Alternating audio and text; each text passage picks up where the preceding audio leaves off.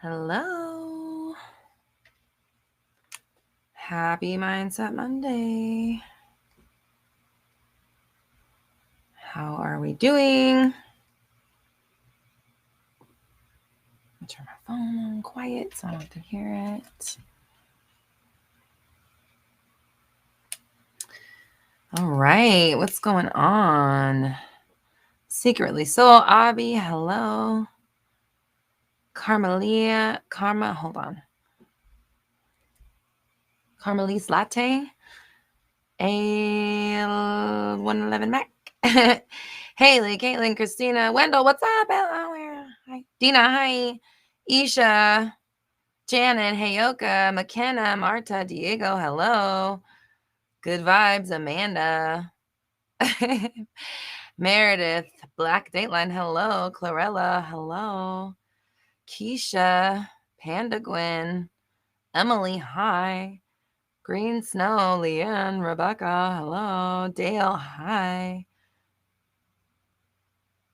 Wendell, your SP speaks Spanish, so you're practicing. That's awesome. Learning a language was that you that I was talking about when we had our conversation? But I know that one of my clients was talking about learning another language, and I think that's a great way to take yourself out of lack moments, to put yourself in a good space mentally, emotionally, spiritually, even physically. You're taking on new information, you're affecting your cells, you're creating new neural pathways, and you're coming into a deeper understanding with your own language.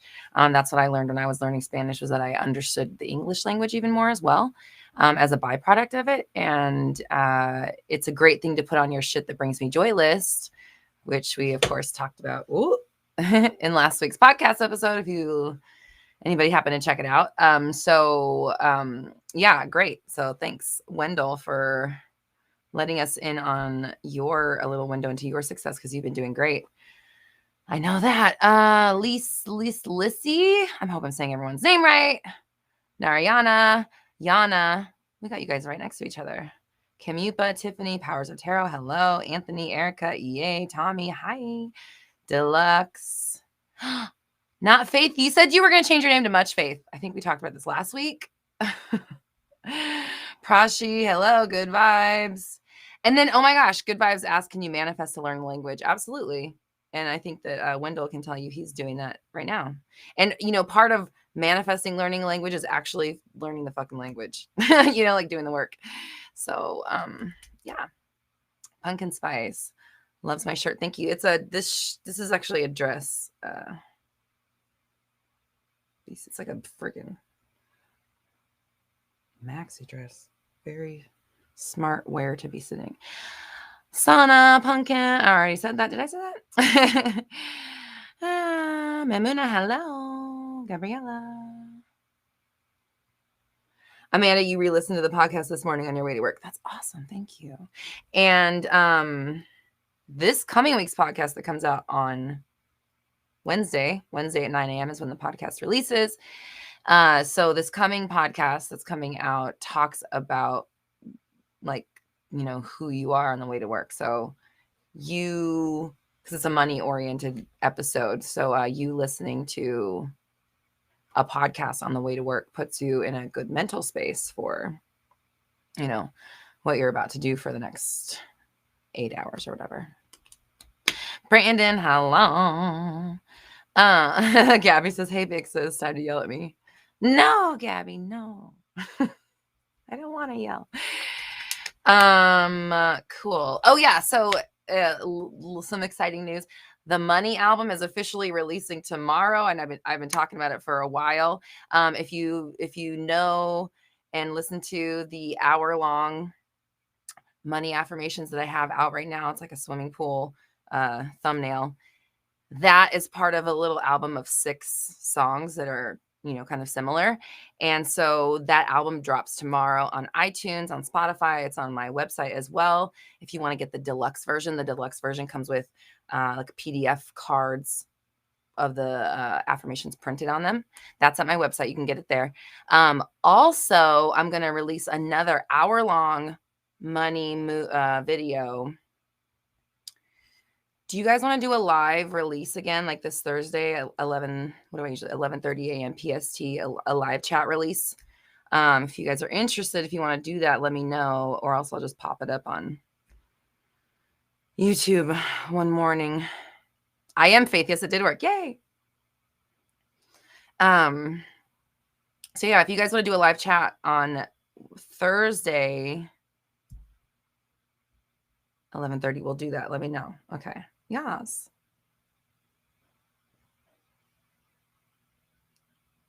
I got time.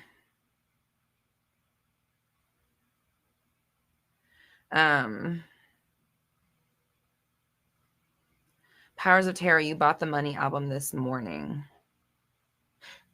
Oh, wait.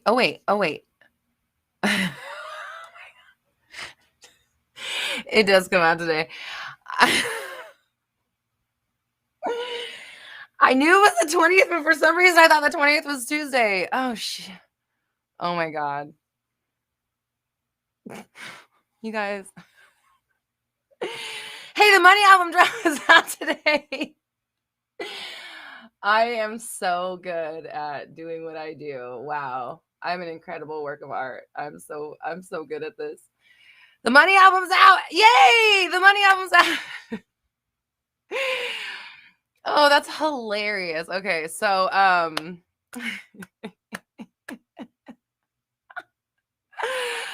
my God, I can't believe myself. Okay, so I need to go on and make sure. Whoever bought it, did you get it on, where did you get it? You didn't get it on, I see the super chat. I'll come back to the super chat from Prashi. Thank you. Who bought the Money album? Amanda, was that you? Where did you buy it from? You didn't get it from my website, right? Because I don't think I made that live yet. But I will as soon as this is over, because it's not supposed to go out tomorrow. It's supposed to go out today. But that's okay. And if you bought it on like iTunes or something, okay, you did buy it from iTunes. Okay, yeah. So thanks, iTunes, for keeping us honest. That's hilarious. Oh my God.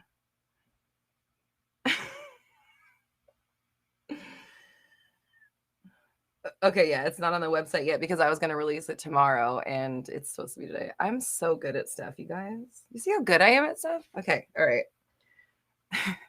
Time flies when you're having fun. Okay.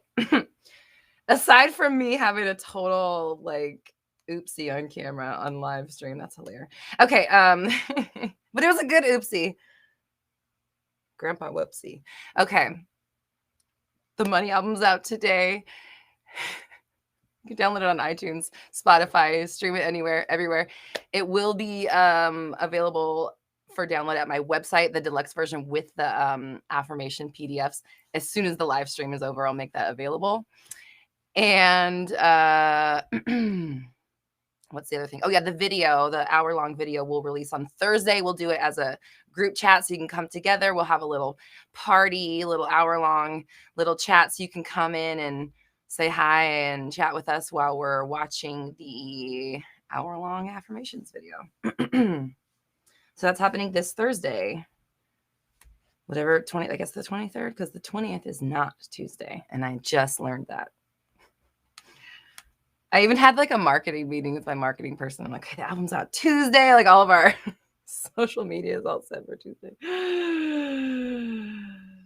Anyways, all right. Okay. Thanks for being supportive through it. Dina, yes, rolling in dough. That's the name of it. Okay, Prashi, how to manifest moving on through LOA. Okay, all right.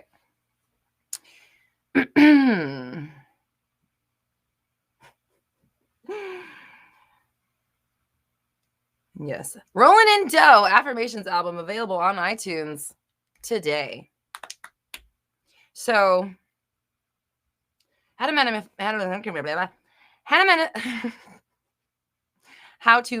moving on through LOA.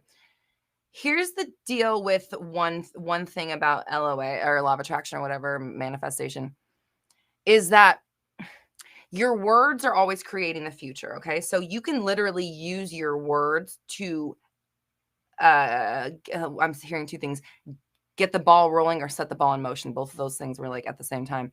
So you can use your words to simply intend that you move on, and that is enough to start the process. Okay. So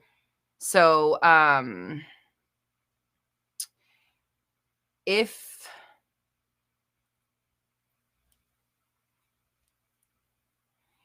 we are sorry, I'm very easily focused. Gosh, you had to move on. So I say it like this to my clients, like, just open the door, take the lid off the box. All you have to do is literally just open the door to it, take the lid off the box, open up to the idea of moving on by intending that you do and that you're ready now. And now, you know what? I allow myself to move on from this. I'm ready to move on. I'm allowing it. It's unfolding. And you just kind of be, and this is just, I mean, this is for any manifestation. It's all the same shit, right? I'm allowing myself to have this thing, blah, blah, blah, blah. And then you open yourself up to the possibility of it coming through, not wondering how, when, worrying about it, trying to control it, doing what you can do to stop noticing lack of, not having it. Keep yourself happy in the meantime. Again, that's what the shit that brings me joy list is about. Check out last week's podcast episode if you want more info on that. But basically, you are setting the intention and then distracting yourself so that the revelations and the information and the opportunities for you to let go can be presented to you. And then you be open to how it comes about and allowing it to come through, whether it feels right or not, whether it hurts or not, or whether it's comfortable in the moment or not. Always intending and knowing that whatever you're going through is ultimately leading you towards the outcome that you're looking for, and the process of moving on. Because I know that my intention is to move on. I might okay, if your intention is to move on, that means that your intention is to push past and through something that has been causing you issue or keeping you stuck or causing you strife, whatever it is that's going on. So in order to push through it, you're going to have to deal with it, right? And like kind of purge it through your body and purge it through your life. So it's almost like a video game where, like, once you beat a certain couple levels, you got to beat the big boss. And it's kind of like that. So if you're opening up to moving on, I'm allowing myself to move on. I don't really care how. I'm not going to control the when. I'm just going to be open to it and then go on about my life, making myself happy and complete and content as much of the time as possible. And then when the opportunities present themselves, let's say it's a fight, let's say you lose your job, let's say you lose money, like let's say it's one of those things that feels like the opposite of you being in a better place despite this thing we're talking about. That's a test. And your job is to get through that, knowing that things are still going to be fine. They're going to be fine despite this happening. And in fact, because this thing happened, they're going to be even better. Because you can choose. That's a reality you can choose, and it's just as viable as one where everything's fucked now because of this. So you latch on to the ideas that have to do with succeeding and being successful and being fulfilled now and being happy now, and staying away from all the old definitions of yourself, all the fears, all the worries, all the doubts, all the reason why you can't, all the attachments, all the justifications of why you shouldn't or why you can't or why it's hard. All that shit is just your old programming trying to keep you in the same place because it's a program. It's a pattern. So the pattern wants to keep repeating. That's what it's nature. You need to break it.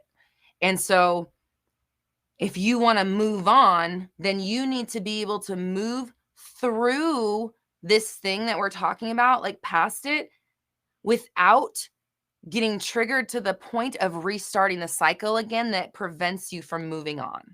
So you're going to get through you're going to moving through your process. You're going to open yourself up. You're going to say, hey, it's going to come along. I don't care how. I'm just going to let it happen. In the meantime, I'm going to make myself happy. You're going to be confronted with an opportunity to either react the same way you always would, proving that you have not moved on and therefore will not move on and will start the cycle again.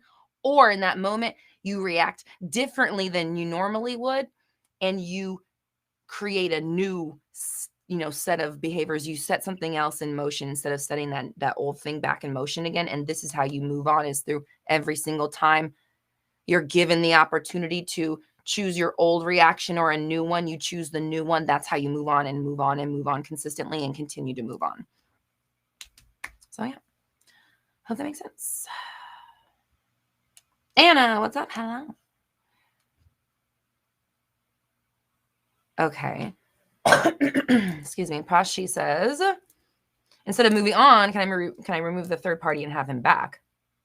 And then interesting, like this one's in all caps. Because like what? Like this one, and this is said with kindness and respect here. This message like screams desperation to me as an outsider. Like, this is not chill energy. This is like, I have to have him. Okay, actually, never mind. I don't want to move on. Can I have him back from someone else? Like, that's how it sounds to me. And it's like, with that kind of energy, probably not. But if you can, I mean, yeah, of course, you can have anything. You can manifest absolutely anything, because there's unlimited realities and you just are picking them. So if you can consistently pick one where this energy is not prevalent, because this energy is not even on the table, because I'm not even going to consider that somebody else could possibly have something better to offer my person than me. Are you out of your mind? No. So if that's the truth I want to live with, and that's the person I want to be, then I need to show up that way every single time I'm confronted with the notion of a third party. Every single time I'm confronted with the thought that someone could be happy with anybody but me. I don't fucking think so. And I need to be on duty at the guard. What am I saying? I need to be on duty at the gate, like a guard at the gate of that particular notion, to say, no, not even happening.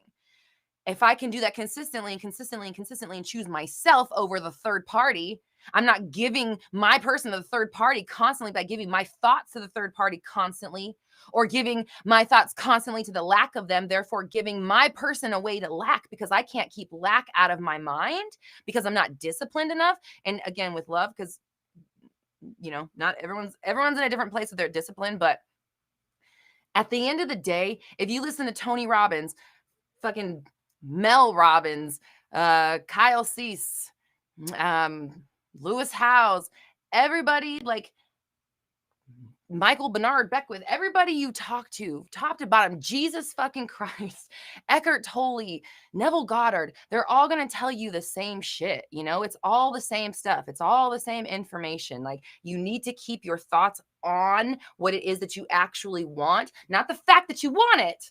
Because that's a different thing. The fact that you want something is not the same thing as the thing, okay? You're focused too much on the lack or the want. If you're in that area, you need to put your thoughts on it already being in your life now. Because a person in a relationship does not make you love or create love. It unlocks love within you that you have been refusing yourself to feel. And that, I want to give credit to Kyle Cease for saying that. I was just listening to today. All these things that you're looking for your manifestation to fulfill within you. This is for everybody listening right now. Whatever it is that you're looking for through manifestation, the thing that you're missing, that your manifestation isn't bringing you, the reason you don't have it right now, and the reason that you get it when you get that thing, or you think you do, is because when you get, typically what we do is when we get the thing that we think is going to give us the joy or the love or the safety, the security, the stability, the confidence, the trust. When we get that thing, we then allow ourselves to unlock it within us and to feel it. But it's already within us. We're not feeling it from them. When you feel a love connection with someone else, it's all in here. It's not them. You're not feeling their feelings. You're feeling your own feelings that you're allowing yourself to tap into in that moment. So if you're not with your person right now, it's because you're not allowing yourself to feel love already now, and to be love already now. So listen to what everybody fucking says since the dawn of time, and put your focus where it needs to be, which is on what you actually want. Your focus is love. Not, this person needs to give it to me, that person's preventing me from having it, what am I doing wrong? All of that is bullshit.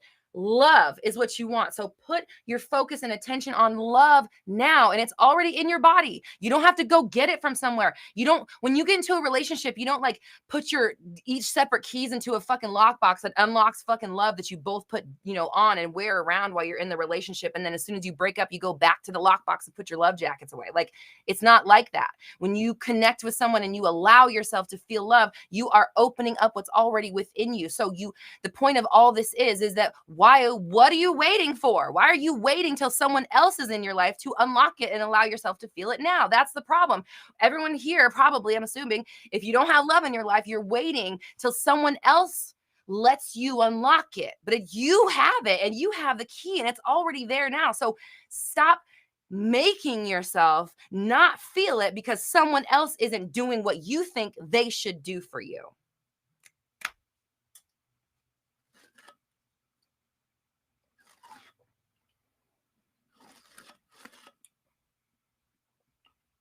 So, okay. There's a lot of energy coming through on that one. Sorry, y'all. that wasn't all me. That was someone else's energy, something else somewhere else.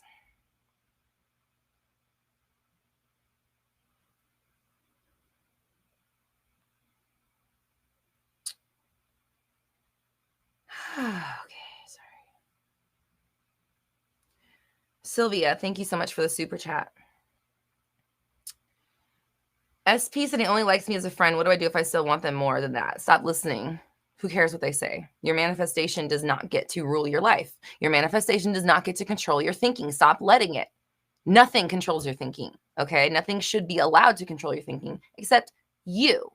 If your manifestation tells you it doesn't want you, you need to go back to the drawing board and look at what you are doing to continue to perpetuate a story where you don't have what you want, okay?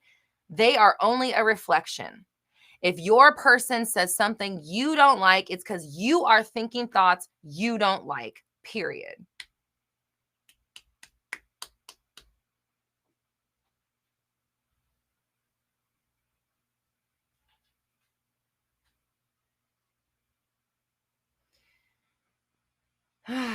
Yeah. So yeah, if the person that likes you only as a friend, like, you need to, what's going, I'm relating to you because my situation with my husband was kind of similar. Like, it wasn't that he only wanted me as a friend, but he wasn't like committing to me in a relationship the way I wanted him to. And my whole thing was like, why won't he just do this one thing, which was give me the title? It's all I wanted. It was the only thing I was missing. I thought, all I'm missing is a fucking title. Why won't he just say it? Why won't he just accept it? Why won't he just acknowledge that we are this? I don't want any more of his time. I don't want any more of his attention. I just want him to acknowledge that we are what we are. Like, that's all I wanted from him. And he wouldn't give it to me for a while. And like, we had dated when we were younger, and like, we came back around. I was older. I thought I was wiser. And for a while it was working. And then the whole old story just came back in again. And then, but what changed was that I was older at that point, and I had decided, like, you know what?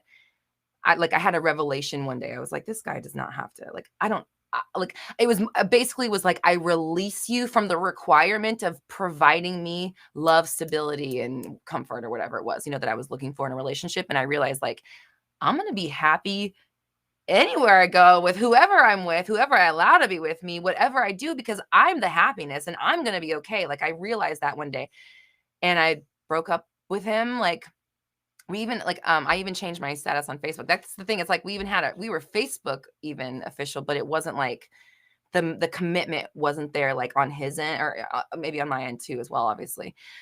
So when I made that decision, like, you know what, I release you. I'm not going to require you to give me this. Like, I'm going to stop pushing against it, basically. And not that I have loved him any lot less. We were really good friends. We lived next door to each other. And like, within hours of making that decision, he came and showed up and has been like, and I didn't even know there was going to be another version of him underneath, like, within all that. Like, I wasn't manifesting at the time. I had no clue about that. Was during my atheist days. I had no clue about manifestation. And like, I just decided I didn't need him to provide me that anymore. Like, I was going to be fine without it, and I was going to get it myself. And then, and I made a full, complete cutoff, probably because I'm Scorpio, I was just like, okay, I'm done.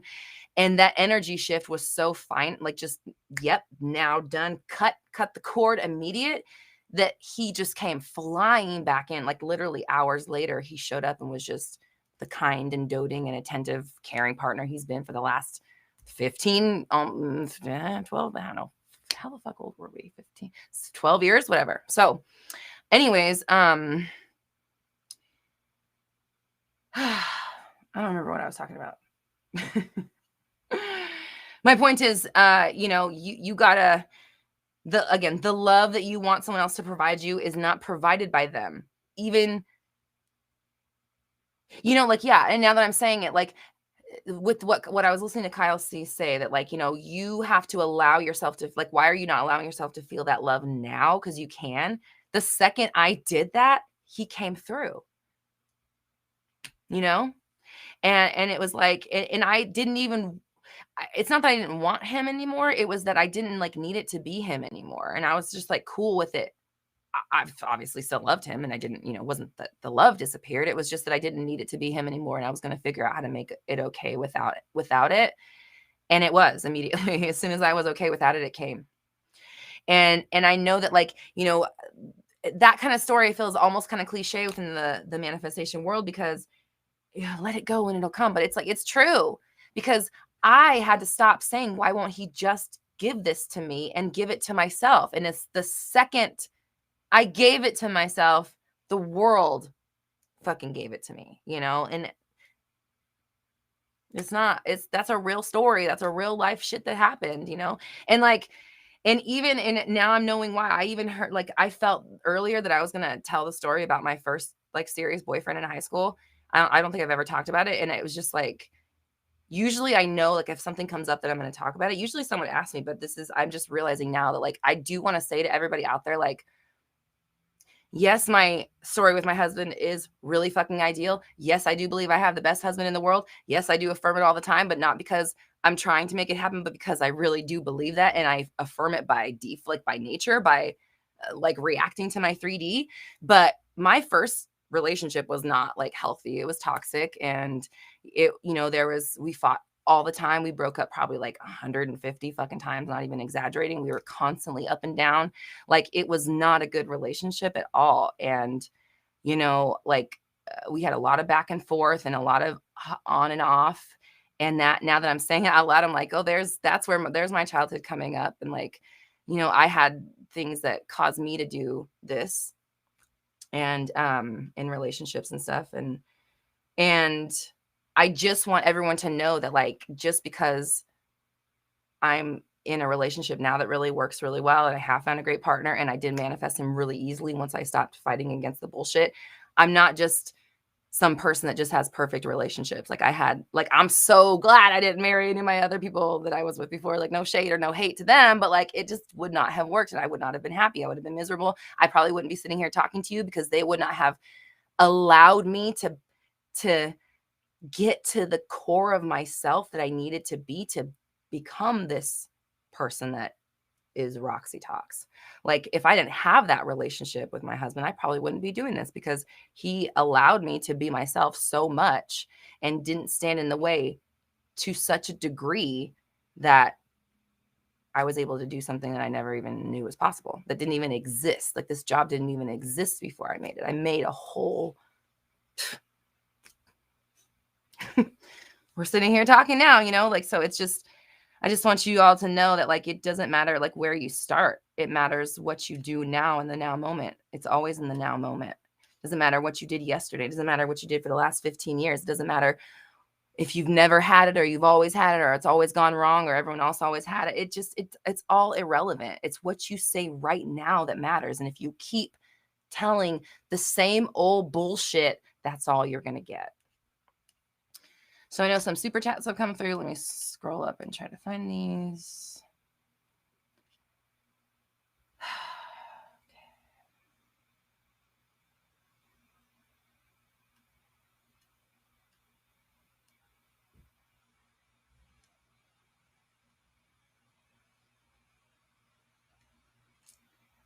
Gabby.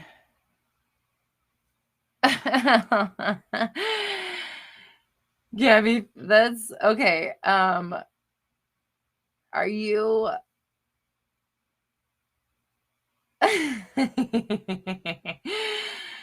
the little GIF that you sent is hilarious. And at first I was like on one of the programs I'm using, it just describes what the GIF is and it looks like that's your comment. So I'm like, video game controller hobbles along unhappily with a broken arm. I'm like, what the fuck? And I'm sitting here trying to figure out, I'm like, is she saying that like because I talked about the controllers in your hand, like that your controller's broken, so you're manifesting a bunch of bullshit. I'm like trying to understand what it meant. And then I was like, oh, it's a GIF. They're describing a GIF. Okay.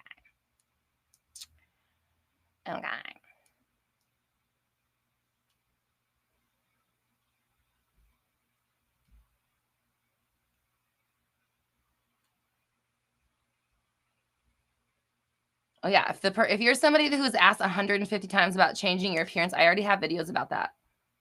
And people don't take kindly to seeing the chat spammed because it's like disrespectful to the other people in the chat. Okay. From this is from Gabby. Okay. I have a fuzzy stuck to my ring. SP visited, was awesome, went water rafting, excuse me. All went well. Then he said we are friends. He didn't act like that though.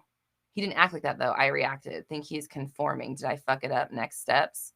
Well, did I not just answer this question?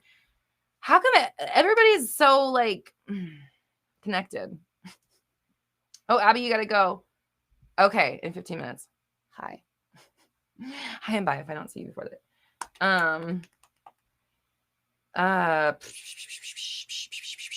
Yeah, so like you heard nothing. Like, why are we talking about it?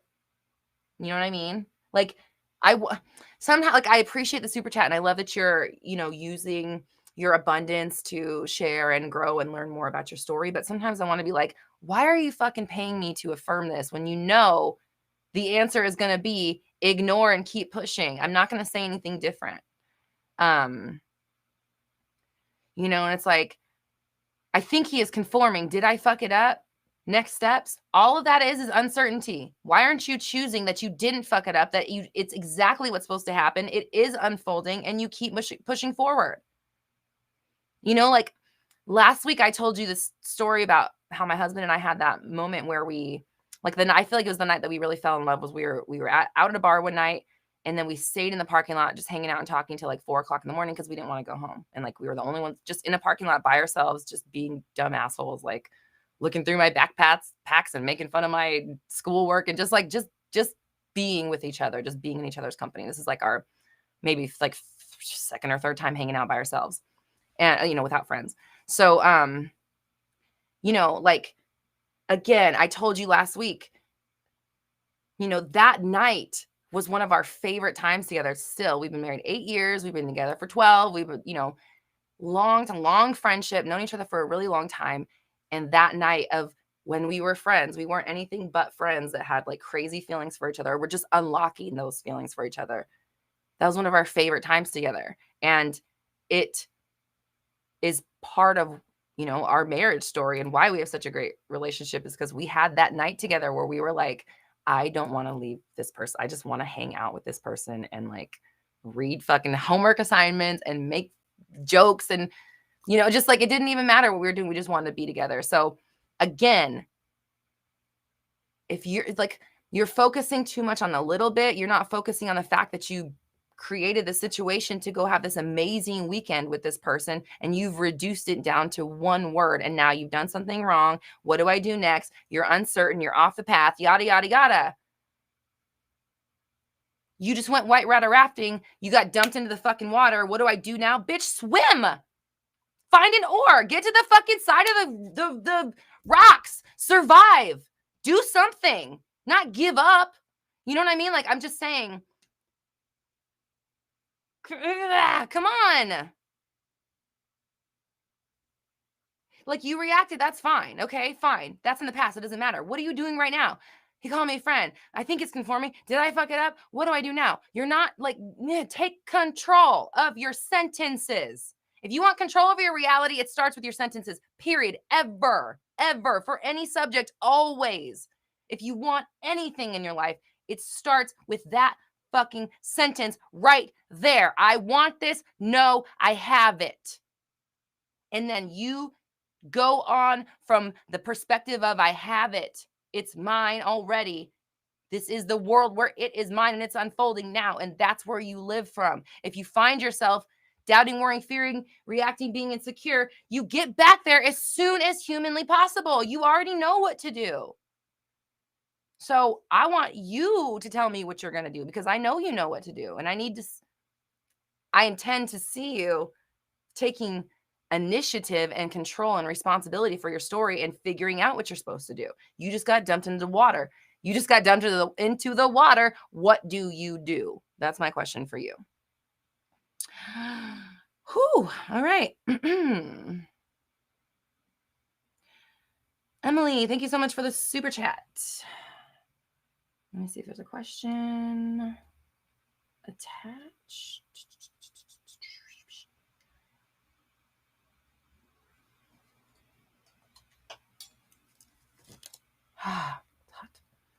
Emily, if you're just being generous, thank you so much. If I've missed your question. Oh, here we go. Okay. Hello, Roxy. Manifested my specific person. He happened to say everything I said to myself. On the other hand, no commitment. I go back to my self-concept.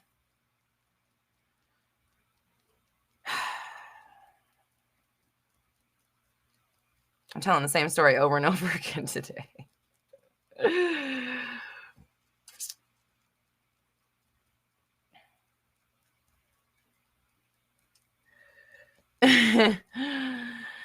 Sana, I'm not fed up. I just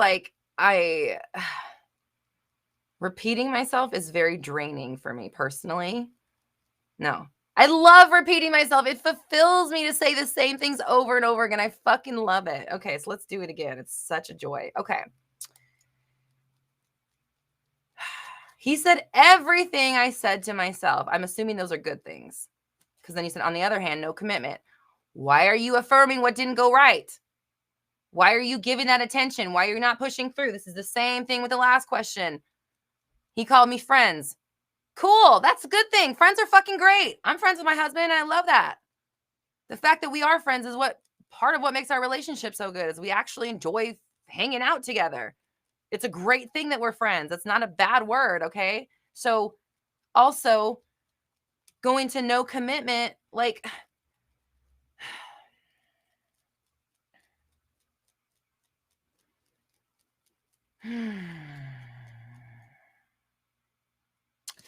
if your person, this is for a lot of people right now, if your person is not committed to you,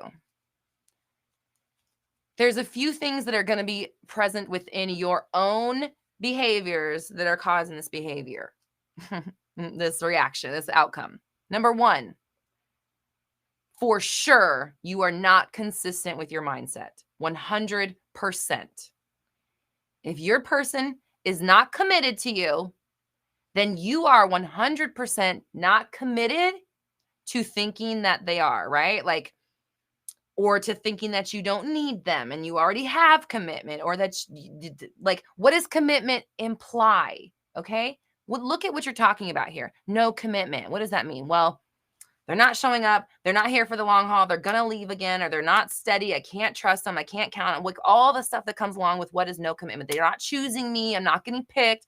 I'm not good enough to commit to. Why won't they just, all that shit, right? I just talked about this.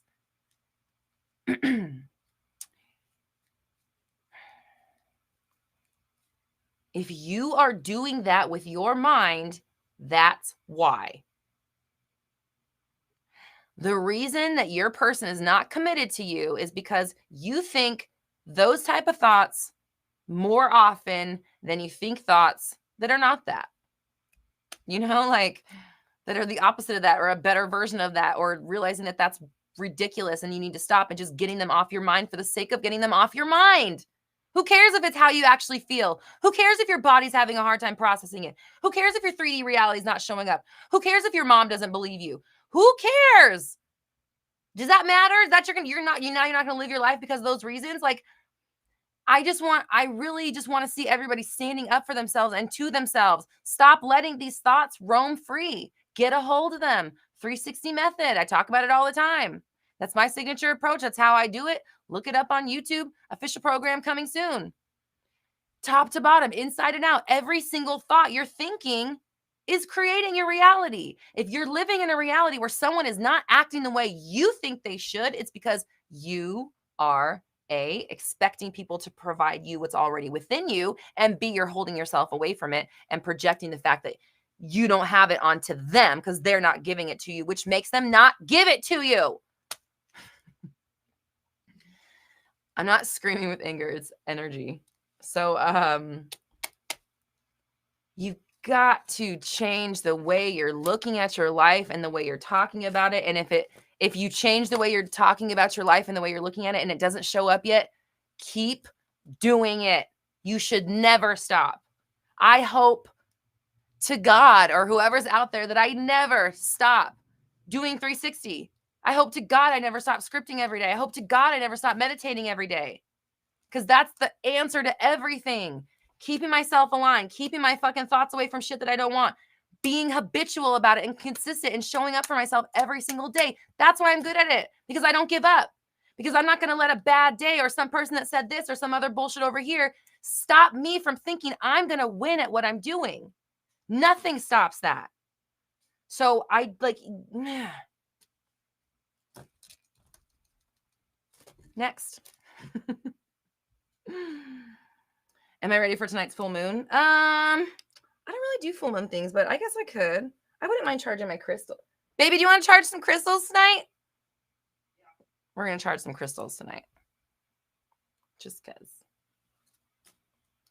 Amber says, I just want to thank you for helping me grow. Thank you, Amber, but that's you. You allowed the information to penetrate enough to trust it. Something, you know, like you did it. I'm just over here screaming about shit.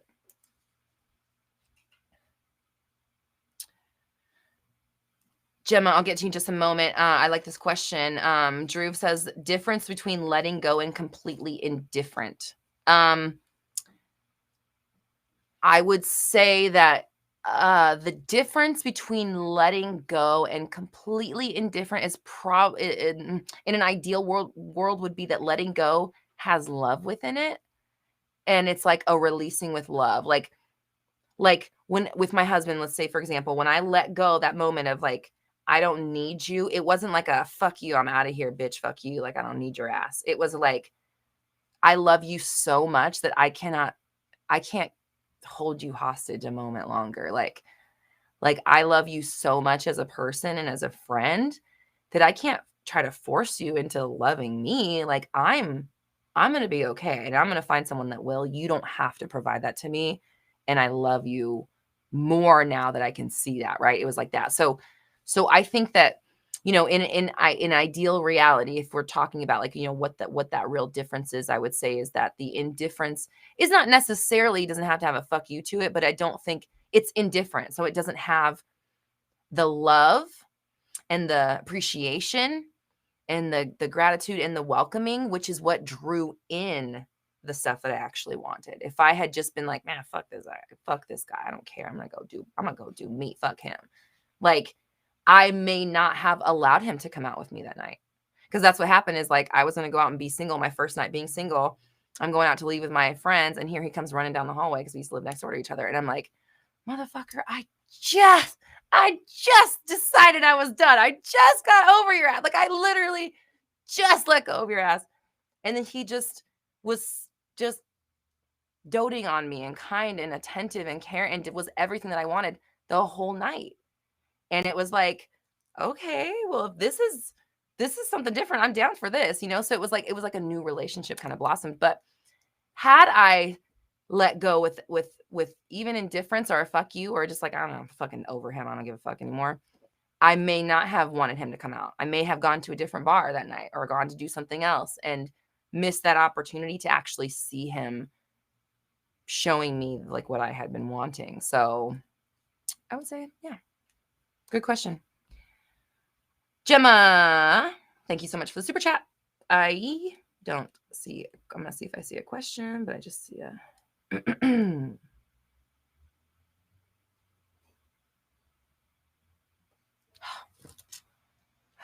So, Powers of Tarot says everybody in the chat just gets it, and that everything said is contribution to understand more. Yes. Okay. Gemma. Okay. Thank you so much. Gemma says, hi, Roxy. I'm currently manifesting an SP, but we're in the same class, and seeing him brings up a lot of past hurt emotions. How do I deal with this? Okay. All right. So when you're constantly triggered by an SP and you can't get away from them, I would say there's a few things that need to happen. Number one, you need to look at what's underneath the trigger. What's the past hurt, all the past emotions, what's underneath that? Because I'm guessing, so if SP is bringing it past her, I'm guessing it's somebody that you've already had a history with. So beyond your history of that, the reason you have that history with them is because at some point in your life, you were set up on the path to manifest that relationship, or, those types of relationships. So you're going to want to look below, underneath that hurt, not just the hurt that's caused with this particular person, but what's below that and where the origins of that, because that wound is it's like that scab is getting picked over and picked over and picked over, and it can't heal. And that's why your SP triggers you, is because your old wound never got to heal your entire life, and you're still picking at it, right? So what needs to happen is, number one, that wound needs to be healed. And so it's going to be a lot deeper than just your SP, because whatever your SP did in the past, again, is just a manifestation of that first initial wounding. Usually happens in childhood. So you have to look down into that, and then you need to basically process that emotion, those emotions. And what that looks like is accepting it, allowing it, like knowing that, like, it's okay that you feel that way. It's perfectly fine. Like loving yourself for feeling that way, loving yourself because that happened to you, and giving yourself the love that you needed in that moment, or whatever it was that was happened that caused this whole thing. Giving yourself what you needed then, now, to kind of close that wound up. And, this is part of that processing, letting the emotions out instead of smashing them down. And then now we've got other things manifesting because of it. So we need to get those emotions out so that they don't continue wreaking havoc in your relationships, because it just will. Like, this SP is just a reflection of that wound, and it's going to keep showing up in every relationship you're in until you deal with it. So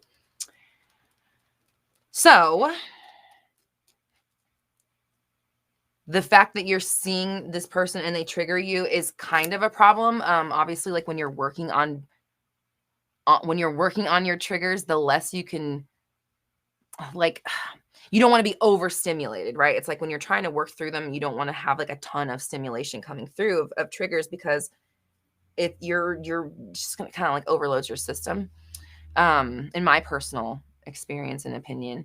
But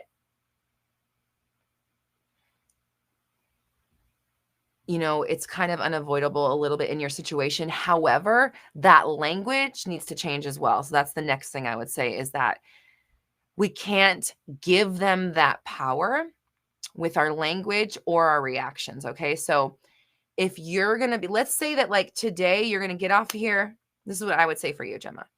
I would do some journaling or some meditating and find out what's underneath all of this. What's at the bottom of all of this? Why do you feel this way? Why is this happening? Why does this keep coming up? What is it trying to tell you? What does it remind you of? When's the first time you felt like that? These are the kind of questions you ask yourself. Get to the bottom of that. Cry that shit out.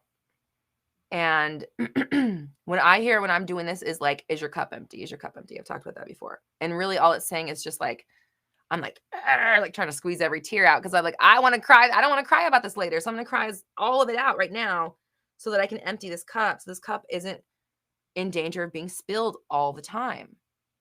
if you've ever been a waitress, like it's like having a tray full of a tray full of waters, and you're navigating through a whole busy ass restaurant trying not to make these cups spill. Okay. If the cups were empty, I mean, in physics wise, it's actually harder to carry a tray of empty like cups. I guess if they're glasses. Yeah, we're talking glasses. Let's talk glasses, not plastic cups. So a tray full of glasses of water, trying to navigate that through a crowd, scary. Anybody that's been a cocktail waitress knows it's just like, it's not scary. It's just like, you got to pay attention. If the glasses were empty, we don't care as much about breaking them. Let's just say, at least we're not spilling water if the glasses drop and break. Like if we, you know what I'm saying? Like there's less fallout if something happens when you empty the cups. Does that make sense? Like if I spilled a tray full of glasses, it's glass and it's wet. If it's just empty, glasses of water. If it's just glasses with no water, it's just glass. It's dry glass. Not as big of a problem as wet glass, especially if you're dropping it onto a person, right? Okay. So anyways, I don't know why that's just where my brain went. So you gotta let the water out of the cups so that even if they did fall over, they're not gonna spill. Okay. You guys get my analogies, right? Because it's kind of a silly one. But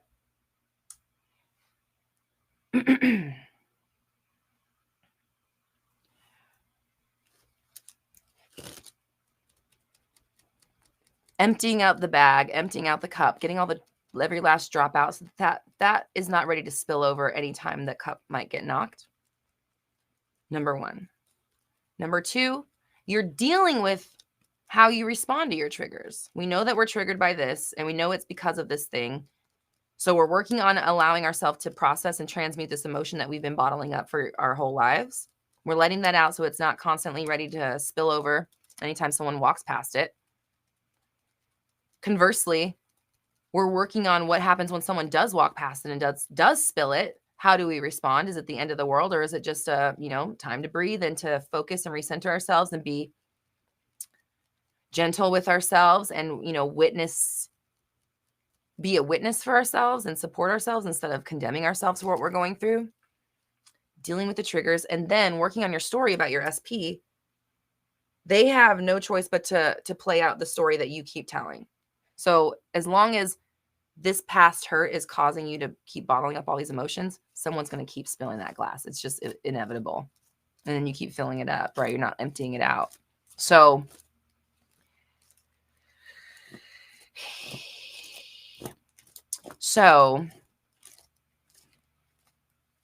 they are just a manifestation. You're glad that you get to have class with them because it's nice to know that they're still alive, and you're grateful to be in school, or you're appreciative to be in school, and you feel great because everything's working out for you and you're feeling better and better every single day.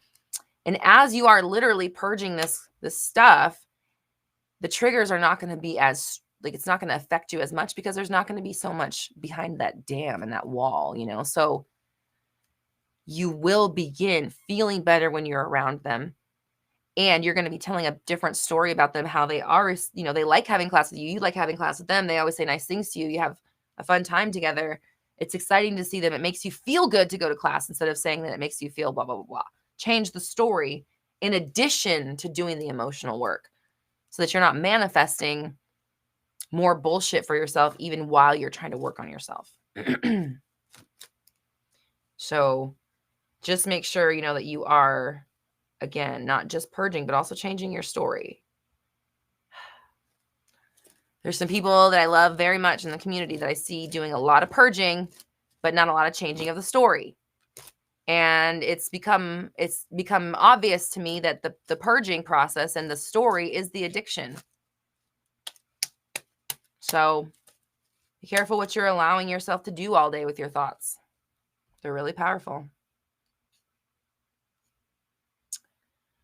Okay, Donata, I see you. Let me make sure that, is there anything else up here that I missed? Oh yeah, also just let everybody know the Rolling in Dough money affirmations album is officially out on iTunes today and Spotify and all those things. And it will be available on my website as soon as I get off this live stream, because I didn't realize today was the 20th. And I'm good at what I do.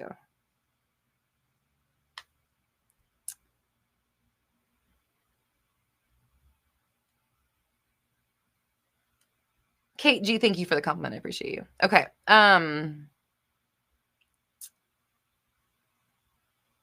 Scruffy Look, said Roxy's about to drop the mic so hard she has to manifest a new one. I was just thinking about getting a new microphone. I want to get a white one. Okay. Donata Imagines, thank you so much for the super chat, says, I want to manifest an SP to have feelings for me, but I feel wrong about it. Like it's not loving to make them love me if it's not natural. What do I do? You're not making them love you. You're allowing yourself to feel the love that's already within you. What's wrong about that? That's the real question. What is wrong about you allowing yourself to feel the love now without having them to show you that you can? Serious question. Because that's the problem. It's not like you feel like it's wrong to make them love you. Tells me that there's some sort of wrongness to being loved within you. And also having to make them love you. You're not making them love you. That's not what's happening here. There's, near infinite versions of them, tons that love you and tons that don't. The problem is that when you think that you have to make them love you, you are literally manifesting a version that doesn't love you so that you can make them, right? Like, so if you just say that they do love you now, then you don't have to make them do anything. You're just going to manifest a version that already loves you. Yeah, just by thinking that you have to, oh man, yeah, thank you. You're unlocking something for me. Just by thinking that you have to manifest your person to do something or like convince them or do work or all these other things just reinforces the fact that you don't have them.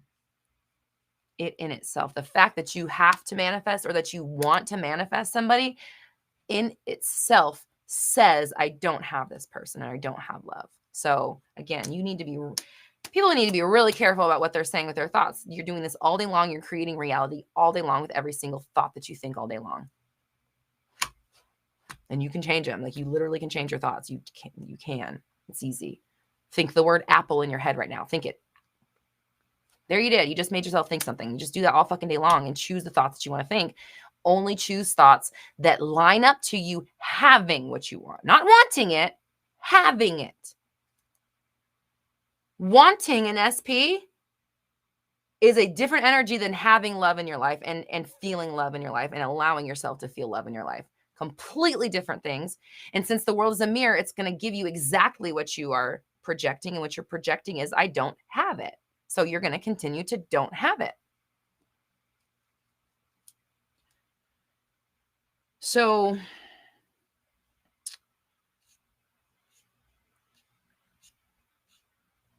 Donata, I want you to kind of think, can you respond in the chat and let me know where's the wrongness of love coming from? Like, where's the wrongness of loving? Why it's a problem? Why you have to make someone do why do you have to jump through hoops to make someone love you? Like, I want to know what that's about within you personally, because that will help me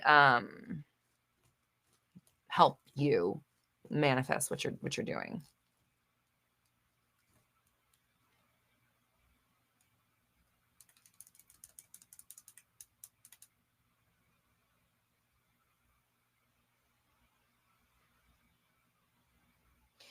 Somebody's saying it's hard to convert the advice to new job and other non-SP topics. It's not. Everything's energy. It's all the same stuff. Every single solitary thing I say about any manifestation is the same answer across the board. Just change the fucking nouns and the adjectives. Like, it's all the same. Change the, like,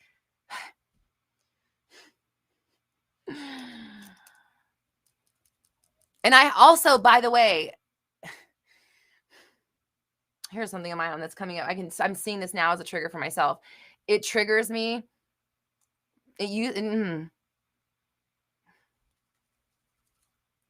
I I really love that people can see that I bring to the table so much more than just SP content. And if you would just look at my stuff, you would see that SP doesn't even make up half of what I talk about. And I really appreciate the fact that people can see that even if I am talking about SP, it doesn't matter because everything is energy, including love, including money, including success, including career, including your love for yourself. And it's all the same. And whether I'm talking SP or money or to that guy or this person or that person over there, it's all the same. And you can glean the same benefit from it. I love that everybody understands that.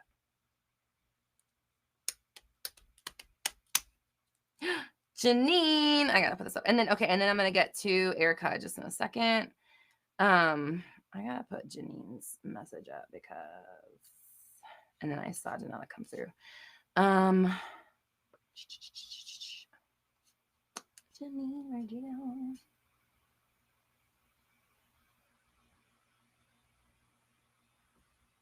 Okay, maybe.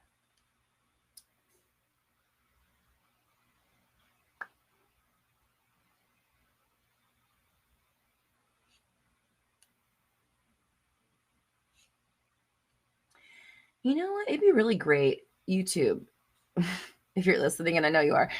It'd be really great. It'd be really great if there was a way to like isolate one person's chats. Like if I could click on someone's name and just see everything that they chatted to me, that'd be fucking dope, man. Somebody, can you figure that out?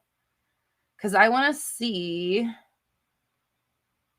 Okay, Justina bought the Money album and is vibing it to it at work, and I wanted to put them on the little chat, but I'm having such a easy time finding it.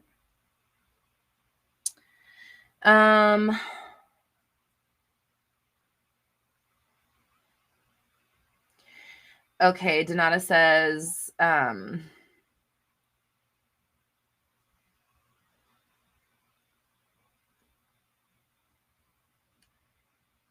we have a great connection I haven't experienced before, and I just feel scared that he will leave.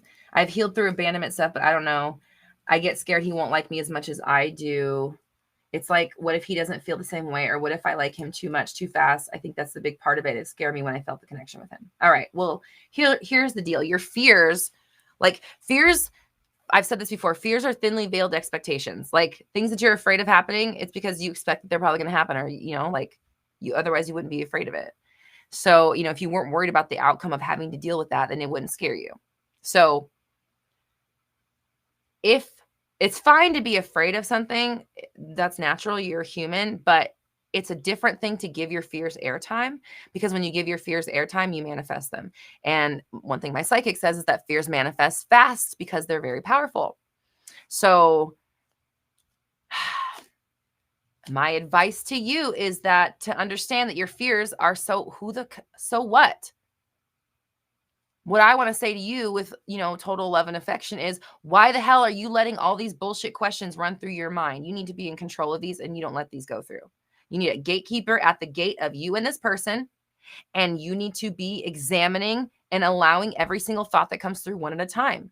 If it does not add up to him worshiping the ground you walk on or something similar, whatever it is that you want, then it's not good enough to be allowed to hang out in your mind. And it sure as hell is not good enough to be allowed to invite its fucking friends over. Okay. So when you start letting these thoughts come through, they gain momentum, and a bunch more of these bitches come through your door. This was supposed to be a nice little appetizer party with my friend and my favorite person, but this asshole down the street knocked on the door. I couldn't help but just let him in. I didn't realize he had 50 of his scraggly ass friends with him, and now they've taken over my whole house and I can't get these people out. Okay. So if you don't want that to happen, then you need to put a guard dog at the fucking front door, put a bouncer at the door.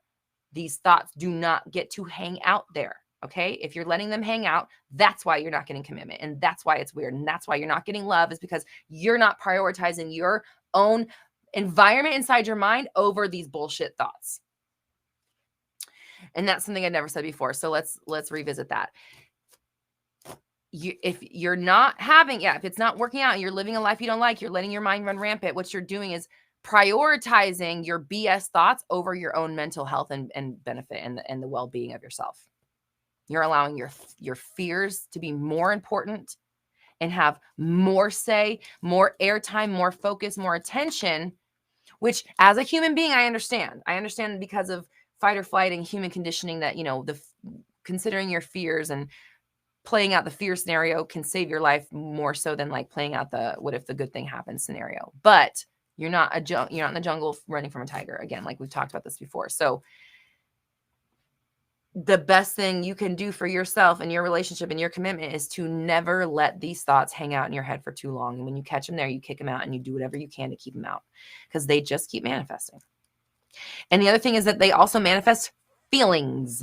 Okay. I hear a lot of people talking, oh, but I feel like this. So fucking what? Their feelings are a manifestation of the thoughts that you won't stop doing. When you stop the thoughts, you'll stop feeling like that all the time.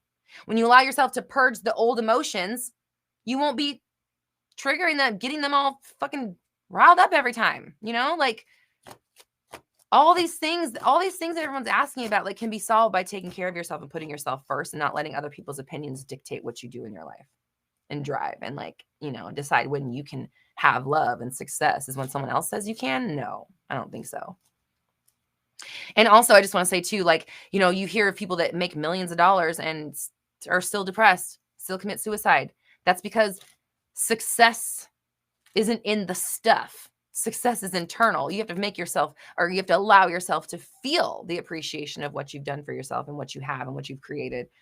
Or else you can have millions and millions and millions of dollars and all the adoration and fans in the world and still be completely miserable, because that's not where it comes from. It always comes from inside, and you need let yourself have it now is the answer. Let yourself have it now and stop requiring someone else show it to you before you let yourself feel it. Erica, thank you so much for the super chat, says, hey, Roxy, any tips / affirmations for sobriety? I've decided in order to be my best authentic self, I need to cut alcohol from my life. Okay, cool. First of all, yes, congratulations. That's awesome. I'm coming up on like a year of cutting alcohol from my diet, from my life. And it's not the first time I've done it. And both times, this is the second time I've done it for, an extended period of time. And both times have been really important and have allowed me to grow and do so much more emotionally and mentally than I was able to do while I was numbing myself with alcohol. So first things first, congratulations on making that, choice for yourself. I'm not putting down anybody that does choose to use alcohol. It's none of my damn business. I don't care. It's your life. I mean, I care, but it's, that's you. But if you're choosing not to, then first of all, I just want you to celebrate it and be really proud of yourself, because I think sometimes when it comes to like cutting alcohol, a lot of the rhetoric is like very finite, like you can never have a drink again and, all this stuff. And I, obviously if there's addiction and things like that, it's probably smart to not, but cutting yourself off from alcohol or abstaining from alcohol right now doesn't necessarily mean that you never have to have a drink again. It doesn't mean that you can't have fun anymore. It doesn't mean that you can't be with your friends anymore. It doesn't mean anything except that you are prioritizing your physical, mental, and emotional health over the benefits that you get from numbing the things that you're ignoring while we drink alcohol, right? So again, I want you just to congratulate yourself, pat yourself on the back, because this is a great step and it's something that should be celebrated. It doesn't have to be finite. It doesn't have to mean anything about you or what, blah, blah, blah, blah, except all great things. So, it can be just as lighthearted as, oh, I'm not going to eat cheesecake for the next year. Like if you treat it like that, it doesn't have to be this big thing. I'm not saying it is for you, but we're talking about it. We're asking about it. So again, I want you to wrap your mind around it in a different way. Like, yeah, I'm not going to eat cheesecake for the rest of the year. And I'm going to actually feel really fucking great about it. It's nothing bad. It's a great thing. Embrace it. Embrace yourself for making that decision for yourself, because and I can tell with your emoji, I'm glad that you put a happy face emoji, that good things are going to come of it. And good things are going to come of it because you're intending that they are. So they're going to, like, that's how manifestation works. So again, congratulations to you. Any tips on affirmations for sobriety? I would just be saying things like, I love how I feel. I feel so great. My body's so, I feel clean. It's pure. One of the things, and it is an affirmation. I'm not saying that you need to take this on, but one of the things I really started saying a lot was like, alcohol is poison. Because it is. And it was like part of what helped me, like, it's poison. It's poison. It's not like we're like, don't eat strawberries anymore. Like, it's literally poison. So, it can kill you. It kills people every fucking day. It's definitely almost killed me before, that's probably part of the reason why I don't partake in it. And it's not bad to not drink. I'm not saying it's bad to drink. I'm just saying for you, it's not bad to not drink. So, and these are all affirmations. It's kind of like what you want to tell, like, be proud of yourself. Know that great things are coming. This doesn't mean that you never have to have a drink again for the rest of your life. If that's what you want, you can, or you don't have to.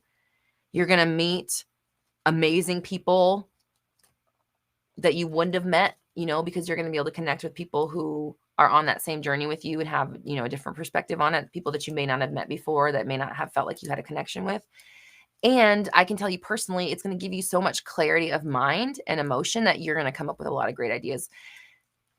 Roxy Talks is one of the ones for me. Like, when I quit drinking, it set me on the path to building this business. So again, I'm just speaking from my own personal experience. Quitting drinking made a big difference in my life. So I don't know about affirmations for sobriety, except just that, like, I feel good. I like not drinking, or I love the fact, and I'll still go to the bar with people sometimes. It's not as fun, but like, I realize like that I can act the way I act when I'm drunk without having any alcohol in my system. Like, I am the craziness. I don't need the alcohol to bring it out, and if I want to cut loose, then I will. If I'm with people that I enjoy being around, I will totally cut loose, and I don't need alcohol to do it. But I also, really enjoy mocktails and like different flavor soda waters and ginger beer and, making like sober spritzers and things like that. So there's fun ways to, like, I literally got into ginger beer and like tried like all the different flavors and like, different ones. And I know which brands I like. It doesn't really matter. My point is that there's a fun world out there that doesn't involve drinking, and also you don't have to do anything different, if you don't want to. It doesn't mean anything except that you're approaching life with more care about your physical, mental, emotional, spiritual health. And congratulations. Okay. It's so warm. And yes, I'll just take this time to remind everybody that my Money Affirmations album is now officially out on iTunes and Spotify, and you can download the deluxe version at my website, roxytalks.com, after I get off this live stream. And we're having an hour-long video release this Thursday, 11:30 a.m. PST. Come and chat with us. We're going to be releasing an hour-long affirmation. I might make it an hour long. I might make it shorter. I haven't decided yet, but it's going to be long. It'll be at least a half an hour affirmation video. One of the tracks from the Rollin' in Dough Money Affirmations that just dropped today. And available on iTunes and Spotify, all major streaming platforms, and available on roxytalks.com as soon as we're off the live stream. And if you'd like one-on-one coaching, so I can help you pinpoint where you're limiting yourself, what you might be doing to stand in the way of your manifestation, and how you can break through that, I'm available for one-on-one coaching at roxytalks.com as well. Plus, I've got some great self-study courses and workshops that you can get started on right away if you want to do that. And a bunch of free fun content. Community, book club, forum, all kinds of stuff. Tiffany, thank you so much for the super chat, sis. Hey, just popping in, heading out to see TLC. Oh my God. Go manifestation. Yes. Congrats on the album. Can't wait to listen. Thank you for sharing your stories and energy. Yay, Tiffany. That's so exciting. I just mentioned TLC in this week's podcast, the Money podcast that's coming out on Wednesday. I made a TLC reference. So kind of interesting because I was just editing that yesterday. Huh. Yeah. Interesting. All right, cool. Well, can't wait to see pictures of it on your Instagram because I know I will. And let us know how it goes. Have an amazing time, which I know you will. And thank you so much for the super chat. Panda Bear, thank you so much for the super chat. Says, been scripting he's healthy for months and no longer using. Told SP leave after I found him and leaving illicit substances in my car / home. Advice.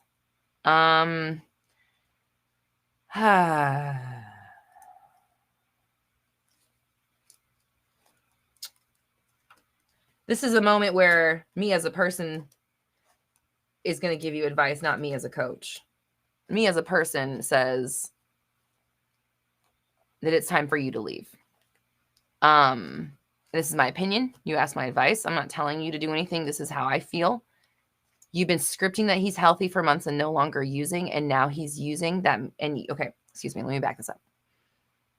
This is reminding me of Joseph Ally's story about his friend. You guys remember, if you guys watched Joseph Ally's videos, he had a friend that was, had some stuff going on, substance stuff. He was manifesting, I think he was like manifesting his friend to get healthy. And then his friend got found in a ditch or something.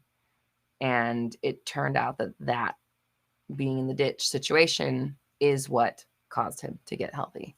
So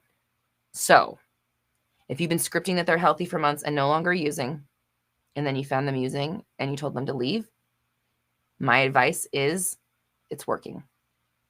And don't stop. Keep going. And when I said earlier that you should leave, I mean, yeah, like I think that there needs to be consequences is what I was trying to convey. But the consequences, while they are for the 3D version of your SP, they're also for you. You need to hold on. You need to enforce this boundary. And that is what is going to be what changes everything and makes your manifestation. You have to enforce the boundary. That's what it is. That's what I'm hearing. And that's the whole point of it now is for you to, all right, you drew your line in the sand. Now stand behind it. Stand up for yourself. Stand up for your story.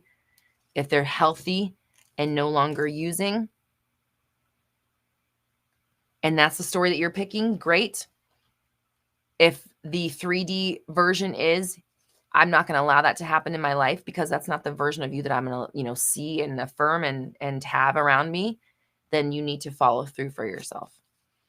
And, perhaps you severing this connection is what will provide the wake-up call for them.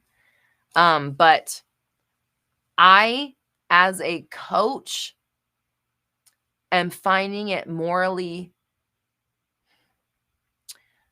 what's the word I want to use?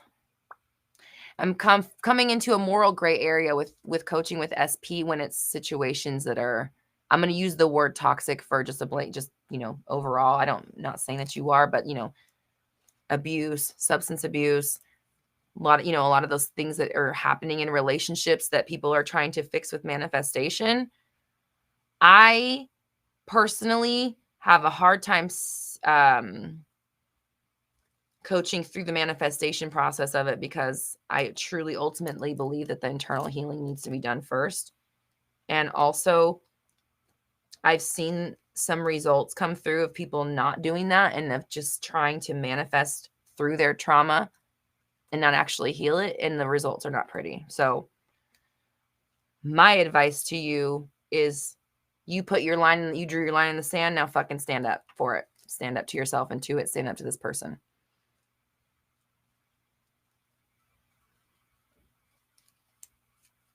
If they're not allowed to do that in your home and your car, then they're not allowed to do that in your home and your car, period. And you not allowing them to do that, not giving them a place to do that is helping, I don't know. Like, it's hard. This is a hard situation. This is like, I don't fucking know. I'm not a doctor. I'm not a counselor. Please don't take my words as rhetoric. This is my opinion.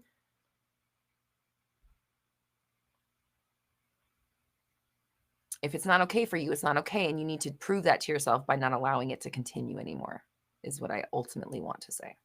Hope that makes sense.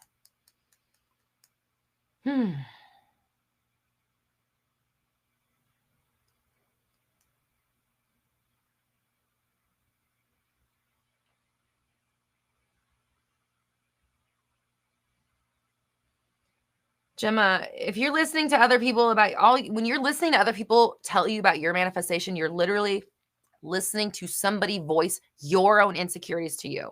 And then you're like, I should listen to that. And it's not just you. It's like a lot of people do that. And you stop. Stop. Who cares what people think? Why the fuck do you care what people think?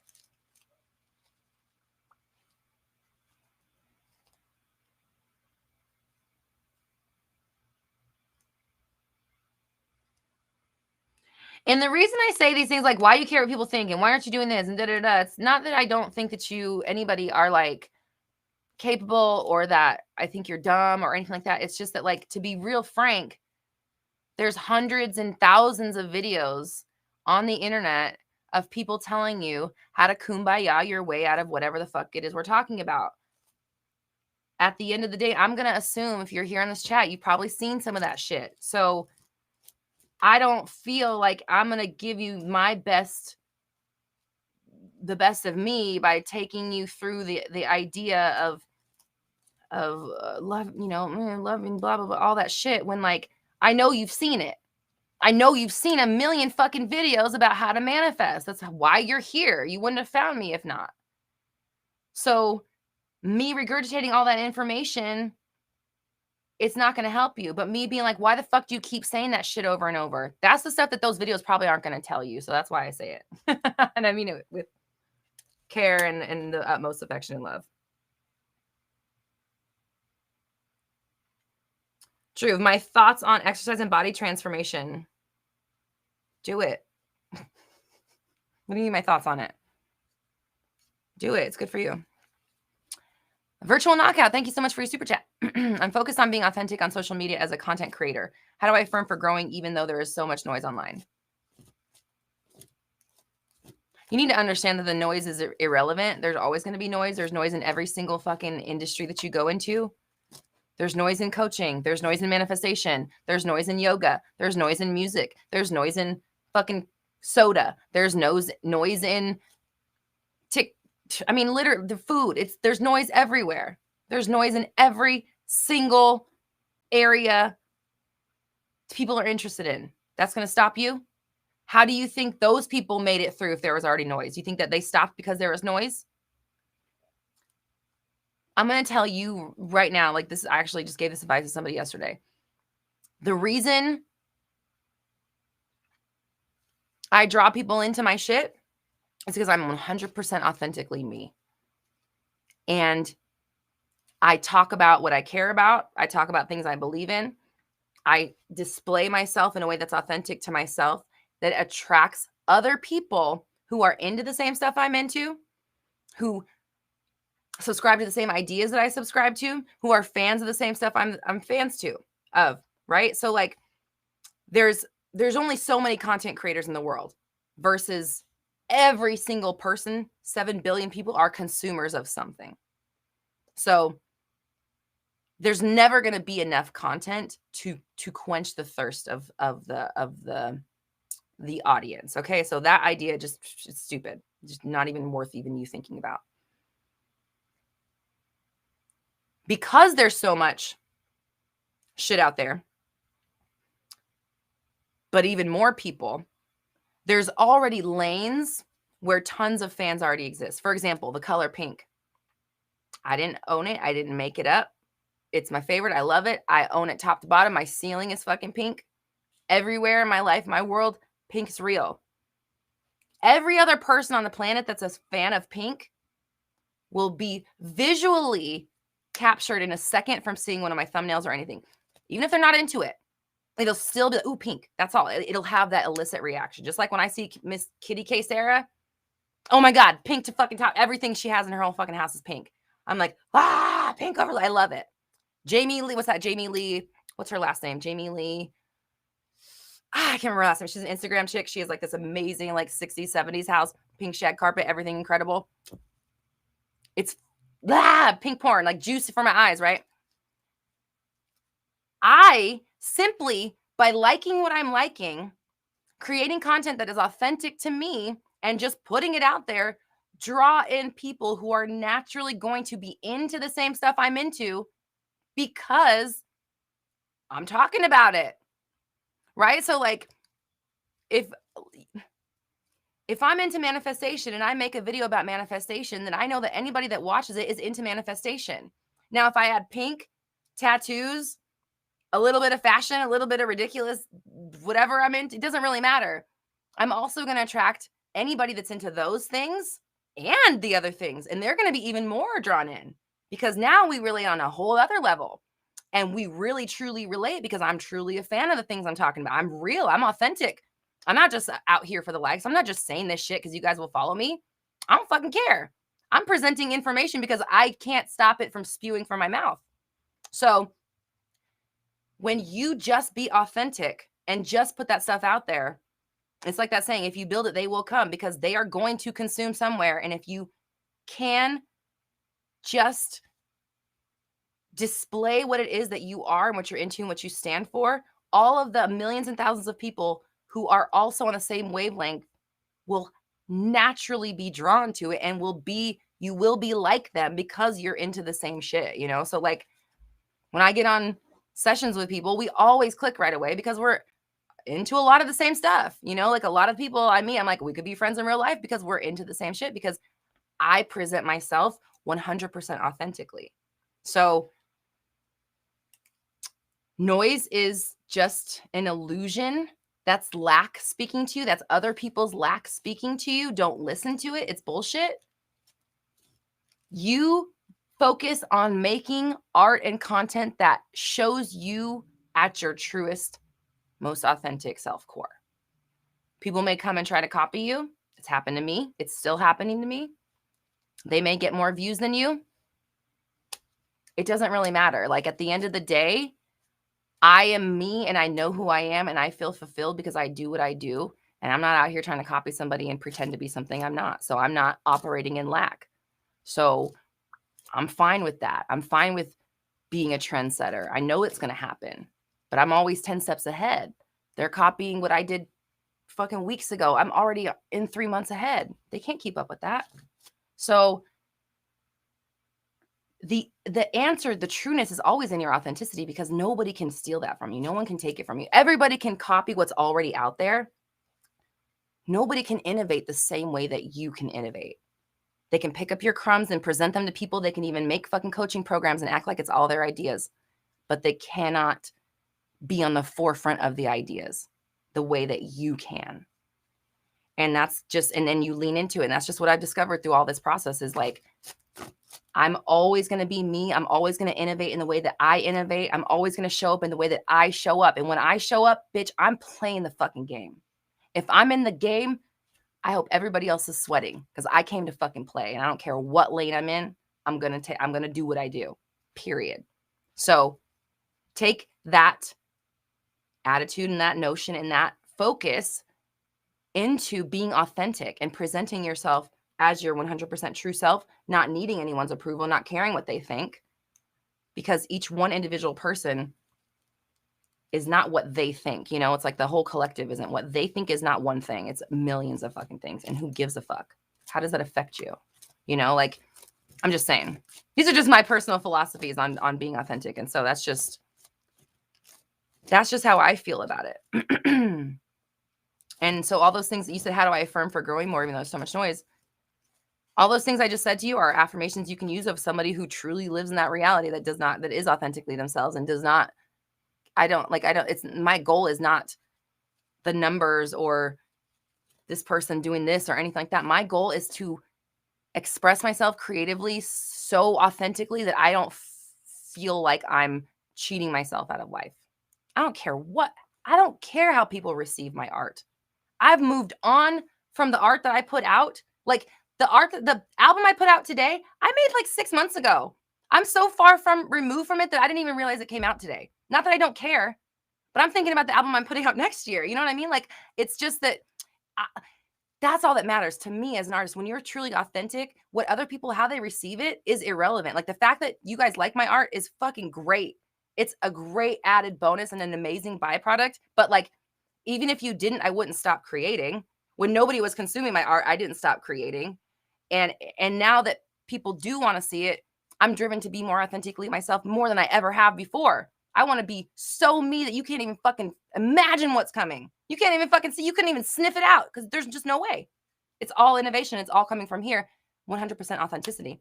And that's what that provides. So true innovation, true innovation is taking inspiration, what other people have done, and then using your own magic, your own perspective, your own, that little thing that you got, and putting your twist on it. That's what makes great things. So, like Bill Gates didn't invent the computer, but he thought that every single person, office, desk, school should have a computer in it. And that's why he's one of the most rich people in the world. So, and he made it happen. He had a vision. He didn't care what it took to make it happen. He said, we're going to fucking do this. And he did,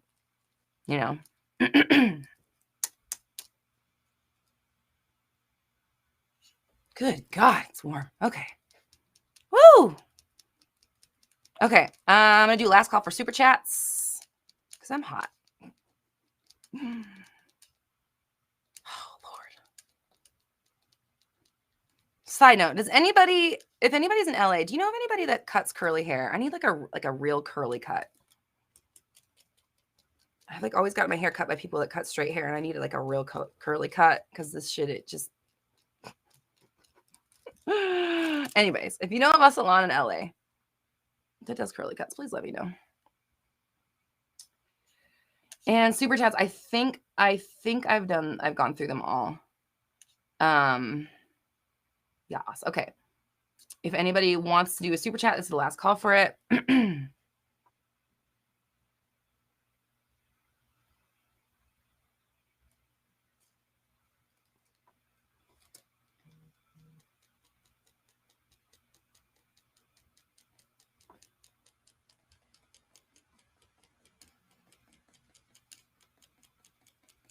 Yeah, Trump, I know, like Trump is a weird subject to talk about, but excellent manifester. Like if we're saying anything about that's all I'm going to say about that man. Excellent manifester, Visayas. You're right. It's true. Like that's all I'm going to say.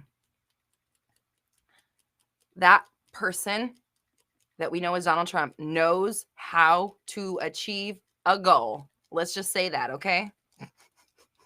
We could take anything from it.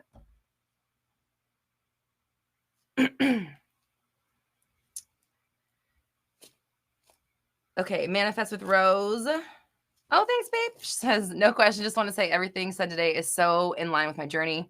The past month has been transformational for me as I have been journaling and practicing being myself in authenticity. Same.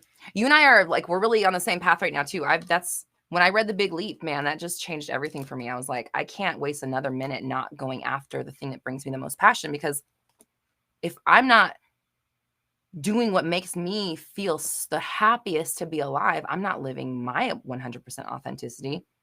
And then I'm coming online and I'm sharing about it not being 100% authentic because I'm not being 100% authentic to myself. So there's no way I could be 100% authentic to my audience if I'm not being authentic to myself. So you have to go after the things that bring you passion. Like that's why you came to Earth. And you will not be satisfied if you don't. There's just, period. Like I wish that enough was reason for people to go after what they want. Just the fact that like you'll never be satisfied unless you're doing the thing you actually love. We've been convinced and programmed to think that you need money and that money can't come and you have to do all these other things and blah blah blah blah. And it's all bullshit. It's just a way to keep people down. And I just hope to aid in the cracking of that notion and just be, at least be a part of that. I'm seeing like a hammer, something like a ball peen hammer or a chisel, like cracking through a huge block of ice. I just want to be a part of that hammer. I think that's my goal here with this Roxy Talks, has just been like, I really just want to be a part of the sharing and the convincing of humanity at large that everyone actually is in control and you actually can do everything yourself. Like I really just want to get that out in the world as much as possible to as many people as possible. And now that I have, done a lot of the heavy lifting of that, I feel that I have space now to become more authentic to me, which is to focus more on creating music and expressing myself in my art, but still being here in the, motivational space and bringing you along with me along the journey. Twixie said, Kanye manifested Kim. We stand. Kanye is another person who is an excellent manifester. Again, I'm not saying anything about anybody. I'm just saying that person also 100% understands manifestation for sure.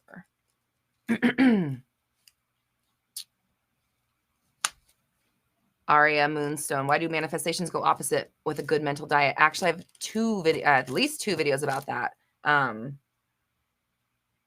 the answer is like, it's why are you saying it's opposite? Who said it's opposite? Like, maybe this is part of the journey of unfolding of it actually coming into fruition. And when you say it's the opposite, you literally veer it off fucking track. So, yeah.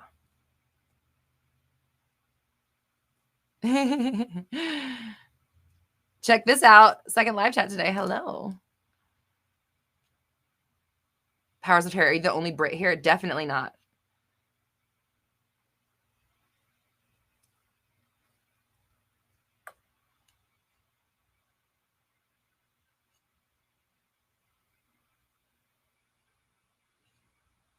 Besides, says money itself doesn't make one happy. You know why? Because money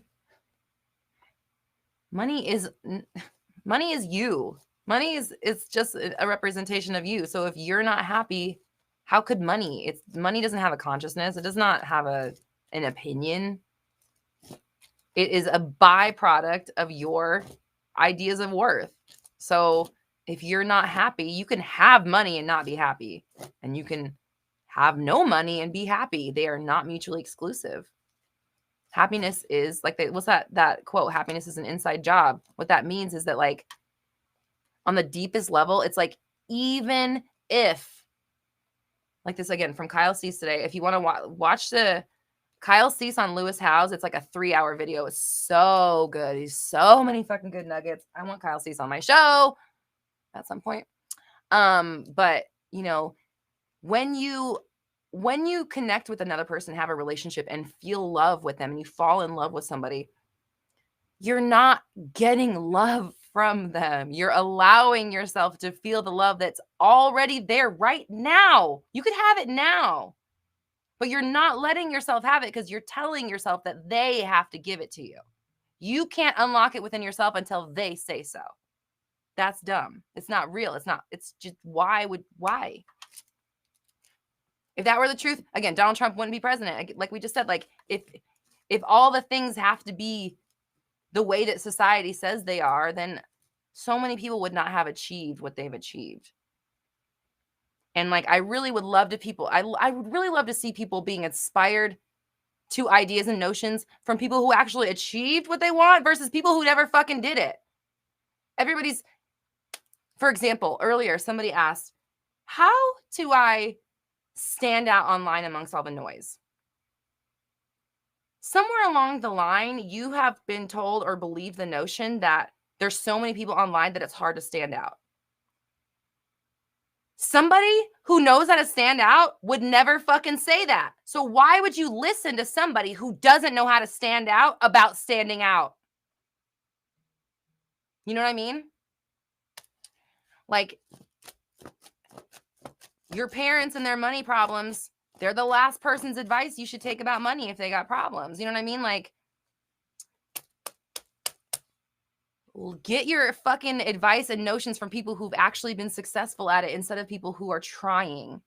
That's what, honestly, that is what helped me make this business possible, because I was suffering from the little engine that could. It's going, it's trying, I'm getting there, it's working. I have a client here and there. I had 3 clients for the month of September 2018 versus like the month of October. I was fully booked every single week of the whole month. And my YouTube channel did launch, but like part of all of that was like the change I made was like, why am I listening to other people's stories about how long it took them to build their businesses? Who cares? Why do I care how long it took you to build your business? What the fuck does that have to do with me? Sorry it took you that long. Sorry your first 3 years weren't profitable, but that's not my story. My business is booming. I'm helping millions of people. And then here we are. So, okay. Oh, check this out. It says, I'm currently reading The Power of Your Subconscious Mind by Joseph Murphy. Yeah, that's a good book. I've read that one too. I like that one because I like it when you read the really older, like the books that are so old that the language is really antiquated, and you're just like, damn, they really have known this shit for a long time. Like, this is not new information.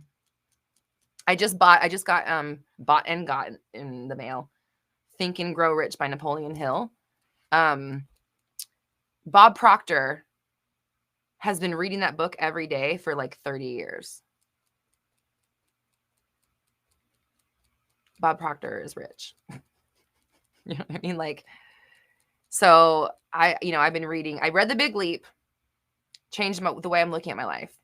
I read Rich as Fuck by Amanda Francis, money book. And it's interesting that my money album's coming out right now because I'm reading all these money books right now, but I made that album again like earlier this year. So the timing is quite interesting. I read Rich as Fuck by Amanda Francis, which is really good. I was so eager to start. Like, I was reading the last 2 chapters. Like, I just want to finish this so I can start it over again. So I started that over. And then I just got that Think and Grow Rich by Napoleon Hill. And it's like, if I'm reading one of these books a day, or I'm reading from these books every single day for the rest of my life, I'm keeping these ideas active in my mind, then I'm always going to be resonating and vibrating with the frequency of abundance and having and knowing how to think about money. And it's, I mean, right now it's money we're talking about, but it could be for anything. And, again, it's just like looking at people who have been successful at what you want to do and then mirroring what they do instead of trying to, Tony Robbins says it, instead of trying to reinvent the wheel, use the fucking way that people have paved and then, make your own out of it. It's warm. Okay. So last call for super chats.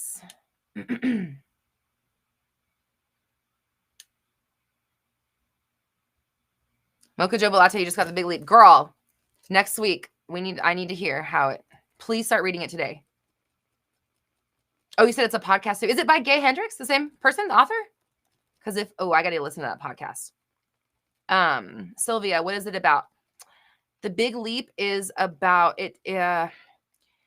You really have to read it. Like, it's hard to explain. I mean, I can explain it to you, but like, you won't get the power of it until you actually read it. But it really just is like, it convinces you beyond a shadow of a doubt why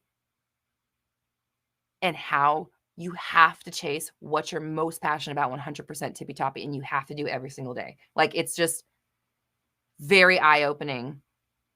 And I did an episode about it on my podcast. We have the book club book. It's our book club right now for the book club on my website. And even as somebody that, has been studying this stuff for a long time, like a decade of study of law of attraction and having my own business talking about it, The Big Leap changed my life a month ago. So I'm just saying, like, it's so fucking good. It's so, especially if you are an artist or a creative or an entrepreneur, or like you're being called to something, or you feel like you're not like living up to your potential, you have to read The Big Leap. You have to. Like, I made all my best friends order it. I'm not even, like, everybody in my life, I'm like, you have to get this book. Thanks, Leanne. Leanne just linked the podcast episode where I talk about it. How long left for this book on the book club? Keep going, keep reading. We're not going to change it. Question. We won't change it yet. Let's give everybody another week or two. But when we do change it, we'll probably go towards either Amanda Francis Rich as Fuck or Think and Grow Rich. Because money, honey. And it's like, it's self-concept too. When money talk is really good because money talk is self-concept talk. And when you learn how to stop talking yourself out of having money, the byproduct of it helps you how do I say this? The byproduct of that helps you stop talking yourself out of a lot of other worth-based stuff, because you recognize, like, because money is worth-based, once you recognize how to change the money stuff, it's already worth-based. So you're already doing that work. And then more money. So it's great. Okay.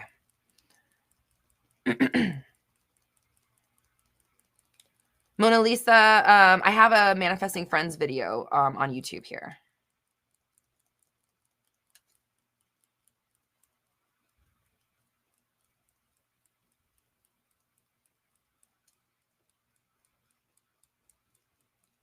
Drew, how to stop being offended and feel like people think you're stupid. Stop telling yourself that you're stupid. Stop expecting them to say something like that to you. Stop. And then when they do, stop reacting and just realize like, okay, they said that because I'm fucking always worried about it. So the less I'm worrying about it, the less they're going to say it. And then you make yourself not go down that road when it comes up, because it's you stressing about it and worrying about it and fearing it that makes them say those things. Ooh. Okay, Deluxe Witch just started Rich as Fuck. Isn't it? Oh, I love it. So good. Amanda Francis, we love you. Come be on my show. Powers of Tarot says, I found the Big Leap podcast. It does exist. Okay, I need to check that out for sure, because I also want Gay Hendrix on my show. Thank you, Leanne. Oh, Leanne linked my confidence course. That's a workshop to help you with your self-concept and build confidence. Thank you, Leanne. Oh, Brad, you're reading the Big Leap too. We're going to have to talk about that. Yeah, as soon as you're done, we need to talk, and we need to talk about what your genius zone is and what we're going to do about it. And same, Mocha Joe Latte, same. Okay.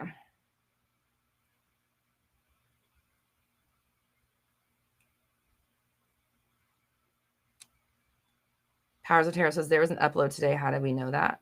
Oh, what, on the Big Leap podcast? Or on my album that I forgot came out today that I thought was coming out tomorrow? So if you're interested in some money affirmations. Ooh, and not only are they money affirmations, but these are like more like musically produced tracks that Malachi made. So you're going to get to see more of Malachi as a producer on these money tracks, and also get more of a glimpse. I wouldn't say that this is not what our music sounds like necessarily, but it's more of a glimpse of like what we're going to be doing going forward. So, Sana, love you. Thank you, babe. So, yeah, the money affirmations, the album is called Rollin' in Dough. That came out on iTunes today. Tiffany, babe, I'll get, let me scroll through and check for super chat. Oh, is that it? Oh, I found it. Okay. Thank you. So the Money Affirmations album drops today on iTunes, Spotify, all the streaming platforms, and you can download the deluxe version at my website, roxytalks.com, that comes with PDFs of the affirmations printed out. Because I thought my album was coming out tomorrow and not today, it's not available on my website just yet, but it will be after I get off this live stream, because then I will make my website live with the changes. So anyways, brand new Money Affirmations album, Rollin' in Dough, is available on everywhere today. Okay. Tiffany, thank you so much for the super chat. Says, hi, Roxy. I've been manifesting and affirming for my SP, but now I met with someone who's better than him. Who do I pick? Should I manifest them both? I mean, this is what you just asked me. I was manifesting $1 million, but somebody gave me $1 billion. Which one should I take? I mean, like, first of all, I think the answer is obvious. But second of all, my opinion is irrelevant. You know, like,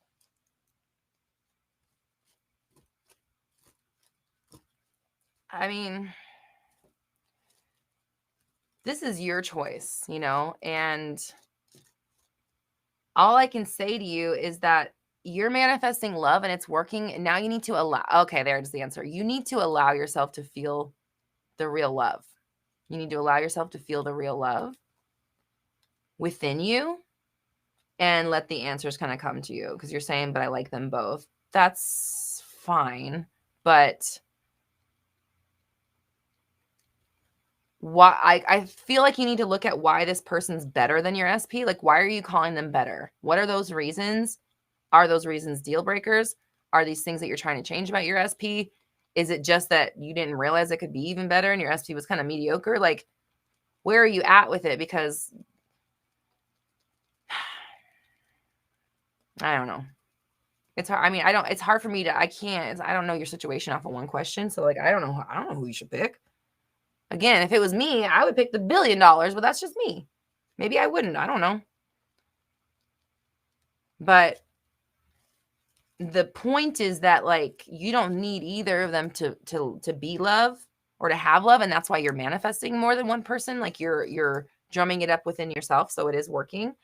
I would just say, like, in reality, which I think you really should do, the new person is basically doing everything that I'm affirming for. And so that your current person is not. Right? I'm assuming you didn't write the rest of it. So I'm assuming that's what that means. So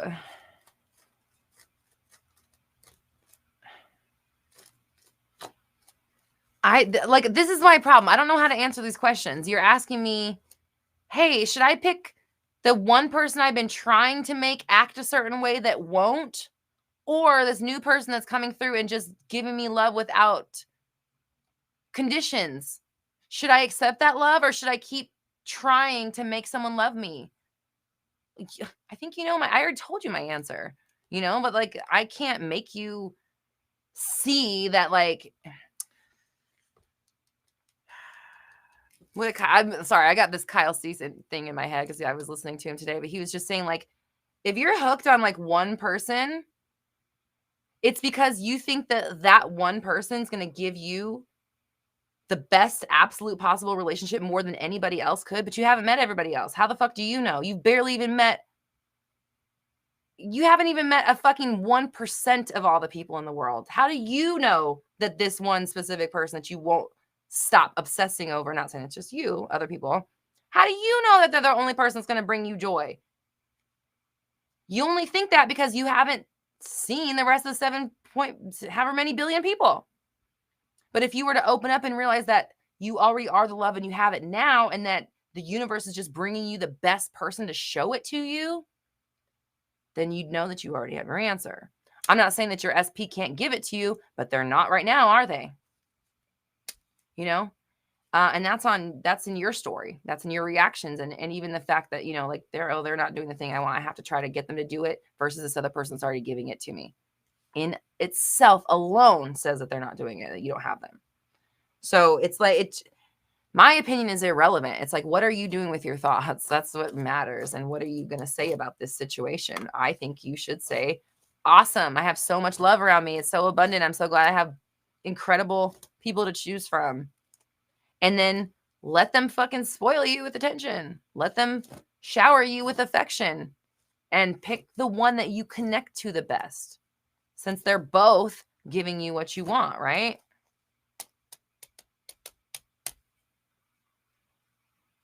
Besides, you've been meaning to read Think and Grow Rich. Do it. It's good. I just read. I also kind of like didn't want to put it down. I just started reading it this morning. I only read like 1 or 2 chapters. So I would say it's good. It's interesting for sure. And also, it's like, that book has been read and touted and, like, used to create so much wealth by so many people for so many years. I think he wrote it in like 1938. Like, yeah, read it. You know what I mean? Of course you should fucking read it.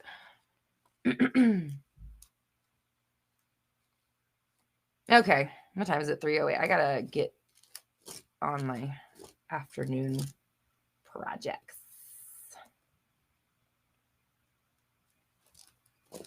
Next week's podcast is an interview with Alea Lovely from the Spiritual Shit podcast. So that'll be fun.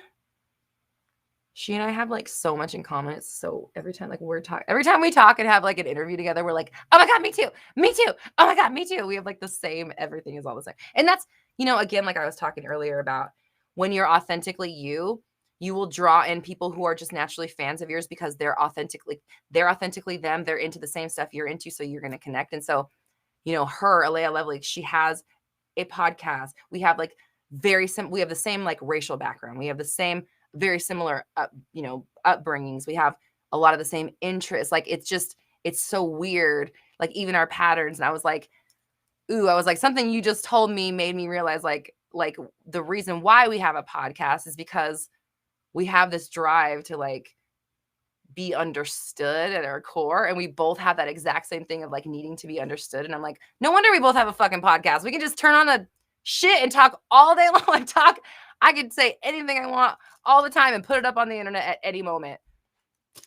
So anyways, that podcast is coming next week. It's going to be a really fun, a really good one. And she's more spiritual than I am. So if you're into the spiritual shit and the spiritual side of stuff, she has great insight in how to incorporate it. Plus she actually inspired me. Like, I need to be doing more interviews because she's like talking about all these different people she's interviewed. I'm like, damn, like all that knowledge, like it's one thing to like watch, I watch interviews, but to have that connection and have the neuroscientists on the show and like have ask them my questions and get some answers.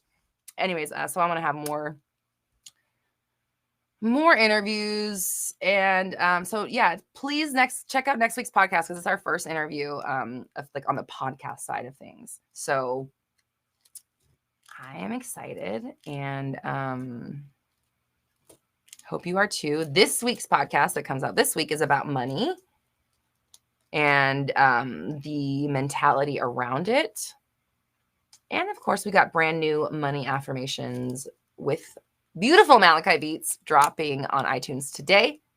iTunes, Spotify, Apple Music, all of your streaming platforms will have it.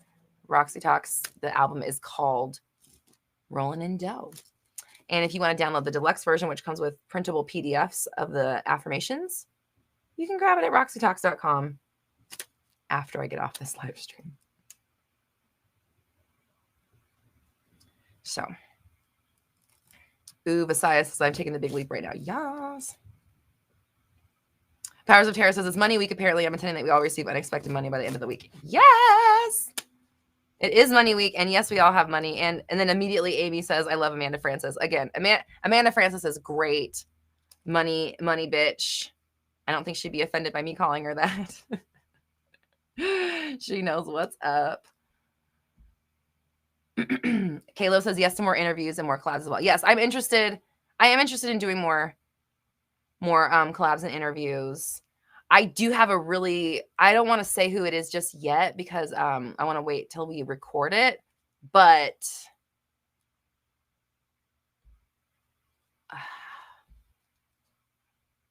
we do have an interview coming up with somebody who contributed to a manifestation book that probably everybody here has read. So that's exciting. And as soon as that thing gets recorded and it's on film, and I know we're 100% sure coming out, I will tell you who that person is.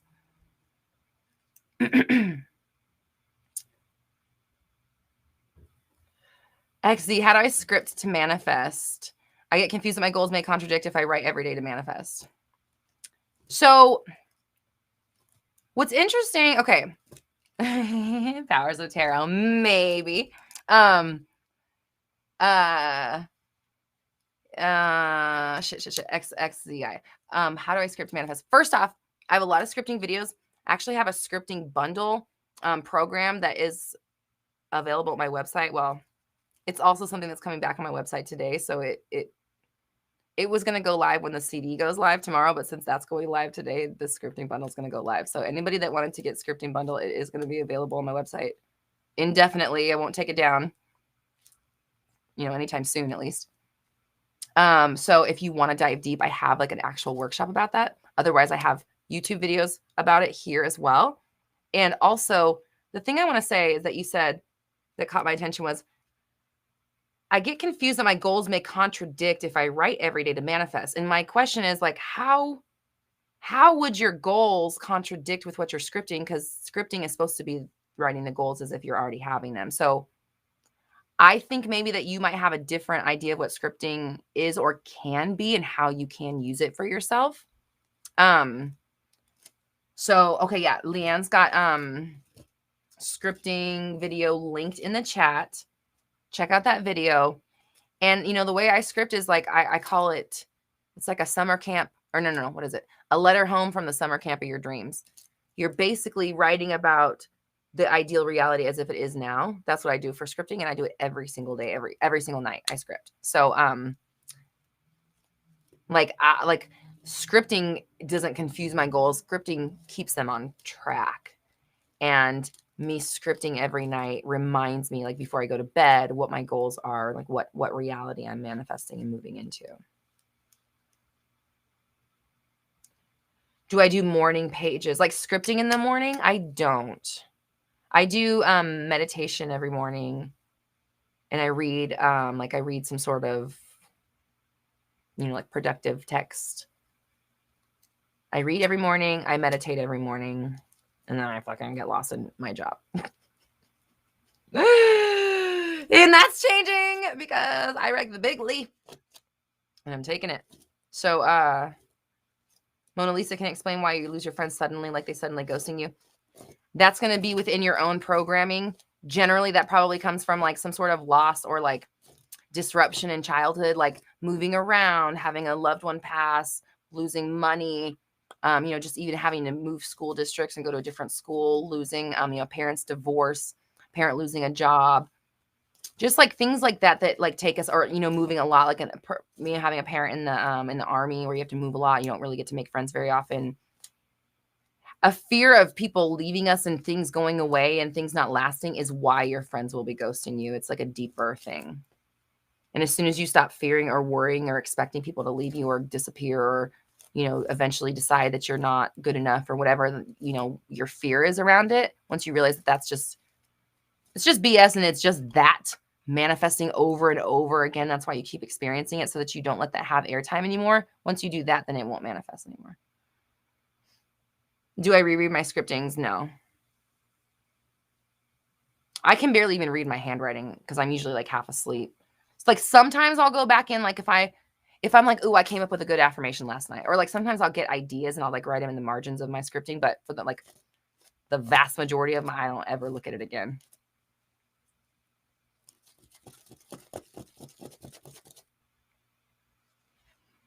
And yes, my personal approach to manifestation and my professional approach as well, 360 method. That's how I manifest. That's how I coach my clients. I have an official program coming soon. It'll be out at the beginning of next year. Officially, we have dates. Finally have dates for everything, actually. So that's really good. So 360 is coming out at the top of next year. And the album is coming out in about a year from now, probably September of next year. Seems like a long time, but stuff to do, work to be done. And I'm excited. So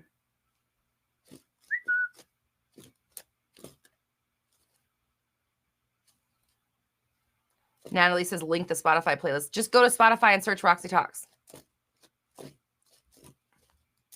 Okay, so group affirmation and homework. Oh, we had homework.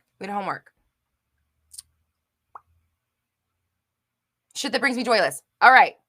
Who made their shit that brings me joy list for their homework last week? And if you don't know what the shit that brings me joy list is, check out last week's podcast episode. Bruja, so I don't write the same affirmations every day in scripting. Some of them are the same just by default, but no, I definitely 100% am not like I always start out my scripting by saying, thank you, universe, or I love my life. I'm so fulfilled. I always start with something like that, just because for me, it's like the thing that gets it rolling. And then it's like, God knows what I'm right. It's just what's on my mind in that moment, or that day.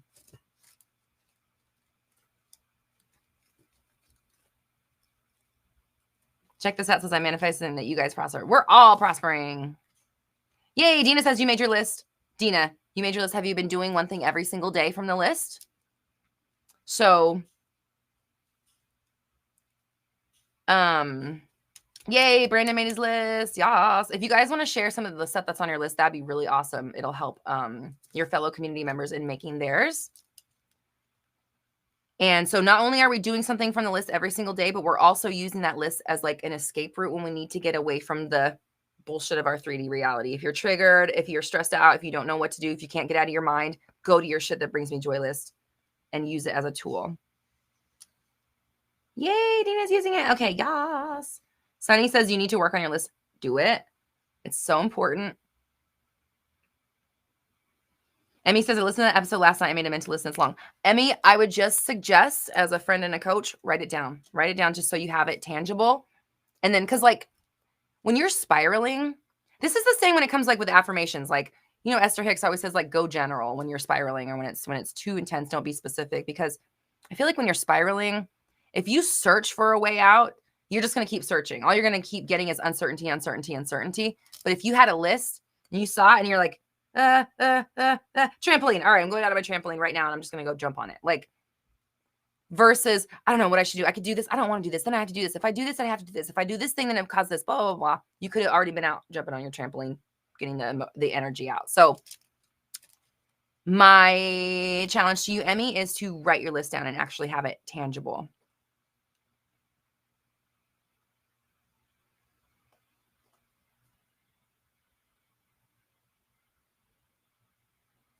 Bruja, does the ability of flipping thoughts become automatic in the mind as you practice it every day? Yes, 100%. Just like any other thing that you do on a repetitive basis, anything that you do over and over becomes a habit. Flipping your thoughts 100% does. And that's why I always tell people to do 360. Like in the 30 days of alignment, that's also part of why I went for 30 days straight. It was like I wanted to make a change, you know? Hello, Salman. How do you manifest competition out? Understand that there is no competition. Competition out means competition within. Why are you fighting yourself? Why are you telling yourself you're not good enough? Why are you looking at other people to take you out? It's only you. Focus on yourself 100% and your authenticity. That's how you do it.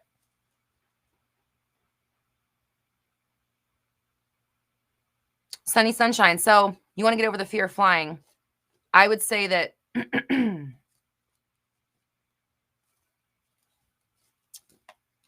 I would, if I was you, I would look up.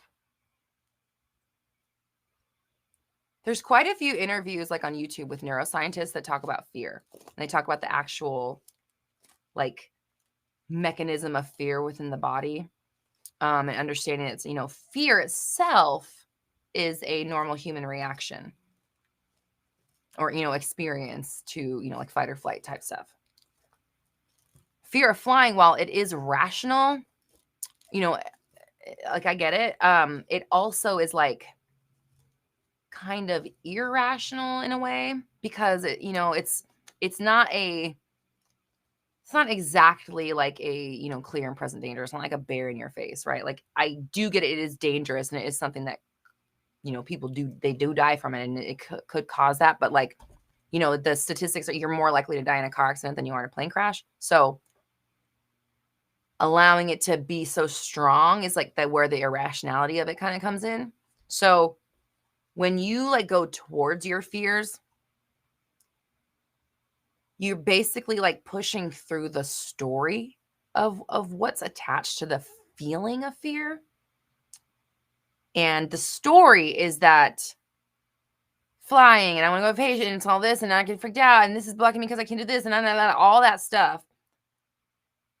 That's what like your fear is kind of latching on to. But like the fear itself of just being in a plane and like it's kind of like a, you know, all right, I'm going to go on this plane. I might fucking die. I literally might die. And you have to be okay with that. Like that's like literally when you get on the plane, you're making that bargain. But you're doing that every time you get in a car too. You know, and you're doing it every time you put a piece of food in your mouth because you could choke on it and die. So you do it every time you get in the shower because you could slip and fucking break your neck, you know? So really, my advice to you would be to make peace with the fact that you might die if you get on a plane. Like you might die. You might go on vacation and die there and have nothing to do with the plane. That could happen. You might go on vacation, have a time of your life, come back here, die here when you get back. That could happen too. And if that did happen, wouldn't you be so glad that you made it to that fucking vacation before you died? Like you'd be so glad you got rid of that. You pushed through that fear and got to that island so that you could just come back and die because thank God I got to the island before I died, right? Like my personal, I don't know, I'm here a jumble of stuff, but make peace with the fact that you could die on the plane because that's true. There's nothing you can do about that, or just don't go and not be fulfilled for the rest of your life. And then do things like meditation and learn how to process emotion and getting your anxiety down and like releasing and things like that so that you can enjoy your flight. Hey, I might fucking die. I'm going to enjoy this thing then, man. This might be the last thing I do. I want to have the best time of my life before I go down if I do. Not saying that you should think like this. I'm just saying make peace with it because it's like the fear of it is not necessarily like that. Again, it's not like a bear in your face and I'm like, run, bitch, run, or, you know, play dead or whatever. I don't even know how to deal with a bear. I should probably look that up. But you know, again, once you make peace with the fact that you might die on the plane, then you're just on it. You might die, okay? And you also might get to this fight. You have a way higher chance of getting to the island and enjoying yourself. And then coming back to your life, you have a much higher, you know, chance of that happening. So I don't know. Oh gosh, I just got an update about Gabby Petito. You guys following that? I'm sure you are. The whole internet is following it up. So anyways, I saw a super chat come through. I don't know if I answered your question. Also say that you love flying and you're so fulfilled and you're so glad that you get to go. Instead of, you know, using that apprehension to keep you away from something that you want to do.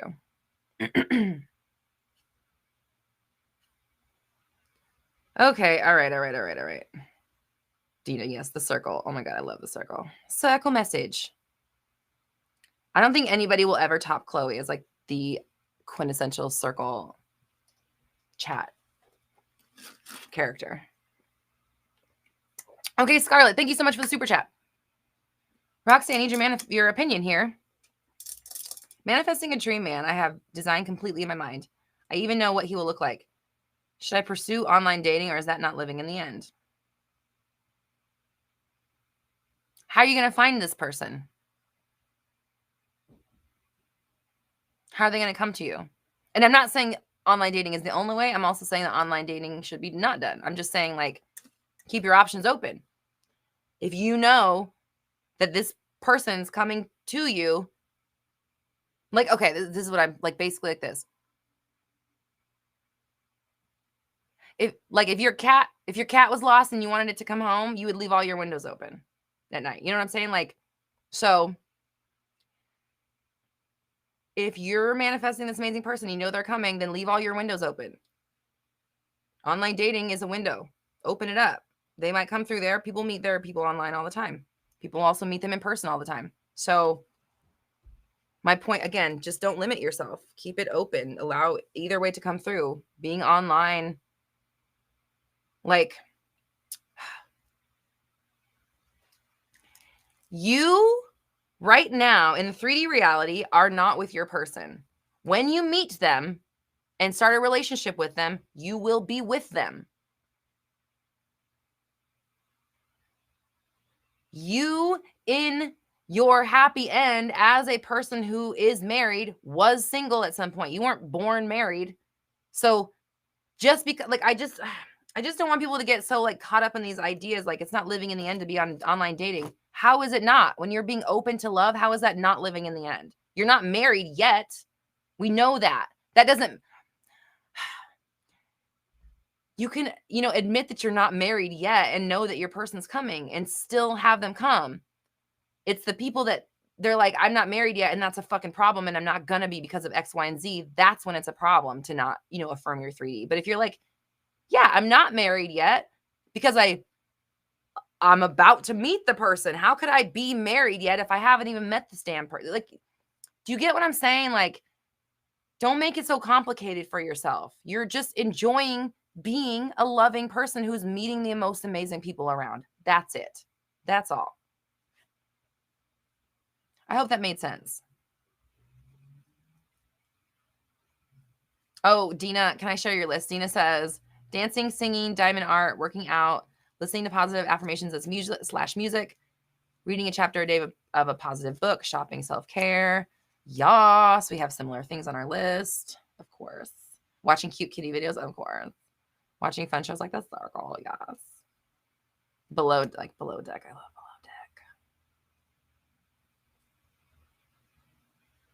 Elizabeth, I have videos about being blocked and friendship. Check both of those out. All right, I gotta go. It's already 3:30. I need to keep saying it. I keep saying I'm gonna go and then I don't.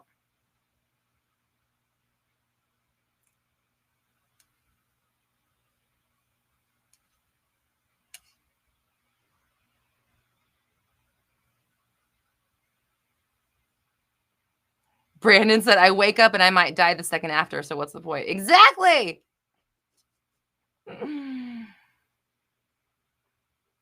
Would online dating still be a good idea if you have an SP you're manifesting, or is that really not living in? It's irrelevant. It's the fact that you think it's a problem. You're not like, it's that's just very limited thinking. You know what I mean? Like anything's possible. So the reality where you're online dating, you have an SP that's worshiping the ground you're walking on, and you're living in the end, and you're getting all these amazing people coming your way still too. You can have all those in the same reality.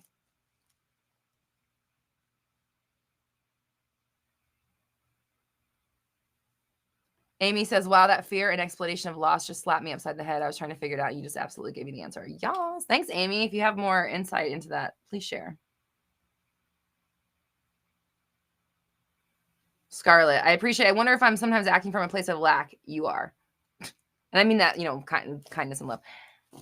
Yeah, like if you think you're operating from a place of lack, you 100% are operating from a place of lack. Oh my god, like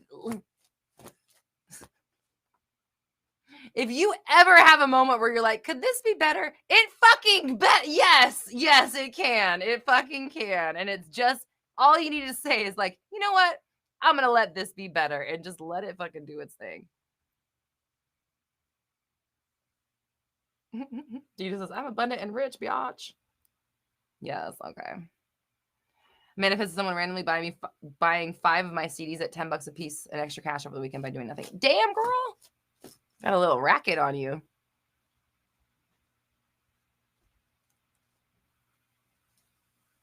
Visayas, yes, 100%. People try to manifest an SP that might not even be that great when they could manifest a wonderful partner. No, they don't. They always get it. They're on point.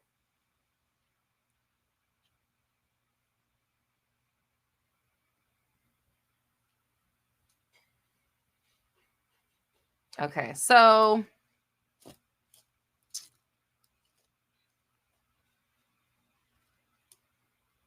Bruja says, sometimes I forget to flip my thoughts, and right now I'm affirming that I always remember to align my thoughts.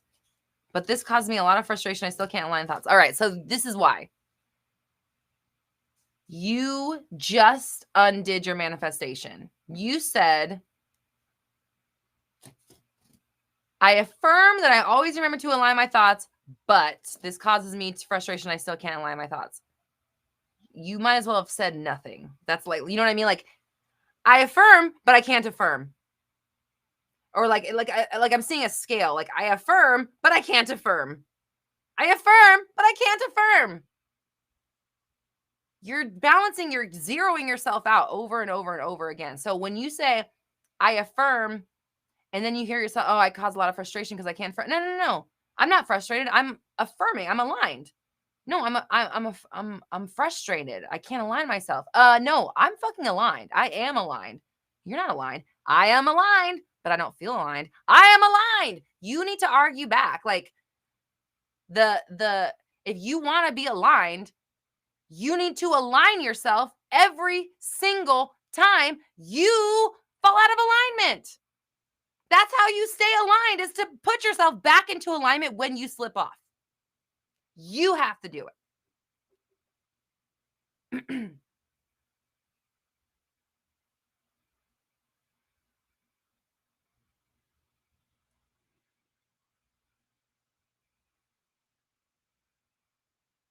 Frederick Dodson. No, Nebulous, I have not read any books by Frederick Dodson, but to be honest, I have never heard of him.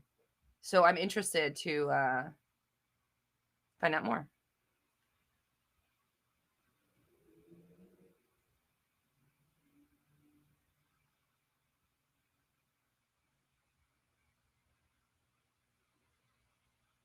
Yes, Steve, the limit does not exist. Thank you. All right.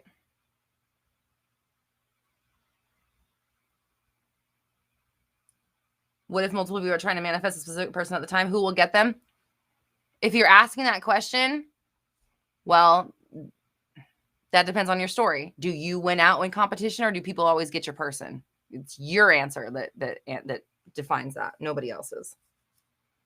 So if you have a pattern where people always come and steal your shit, then any one of those other people that's manifesting your person is going to get them, not you, probably.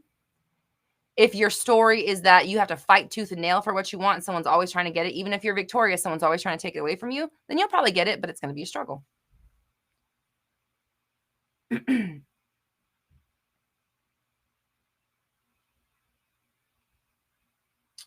Rana, can I help you figure out your life purpose? You need to read The Big Leap, 100%.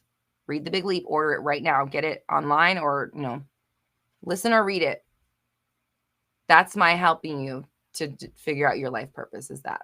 And also, to quote Kyle Cease yet again, because I listened to a 3-hour interview with him today. What if life's purpose was the purpose? Like, what if you were the purpose? What if the whole point of being alive was you being here? Would that, like you would then stop searching and just do the things that make you happy?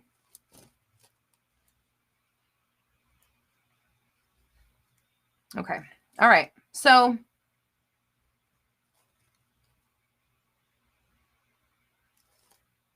I love you guys so much. I appreciate you. Our group affirmation today is going to be,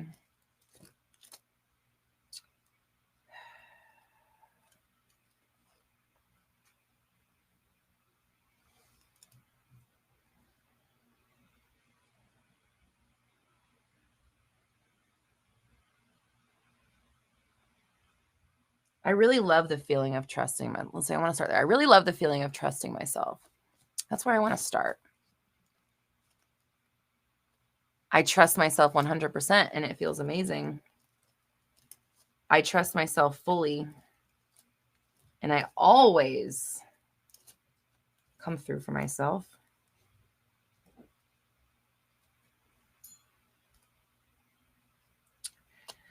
Because I'm trying to look at like what everybody I'm seeing the most, the questions, like overall, it's like, the thing that everyone's screaming the most is like, I don't trust my own intuition. I don't trust my own self to get it done or to make it happen for me. And so I want to do a group affirmation about trusting ourselves.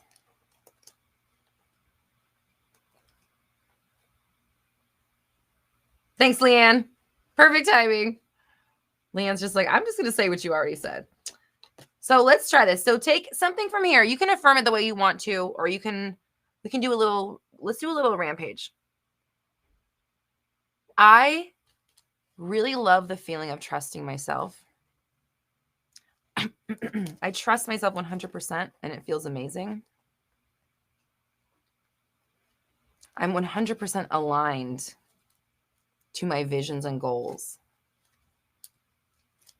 I know that I can make anything happen. And I'm making this happen. I'm allowing this to happen. I trust in myself and believe and know that I have the capability and the ability, the possibility to allow this to unfold. And it is. I'm in control. I trust myself. I trust the universe. I know that it's happening for me. I see evidence every single day. And even when I don't, it doesn't bother me because I know that things are unfolding.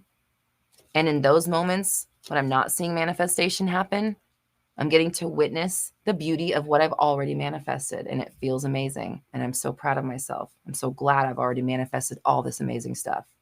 I appreciate myself and my abilities to manifest anything that I want. I'm proud of myself. I know I can do it. It's happening every single day. Thank you, universe.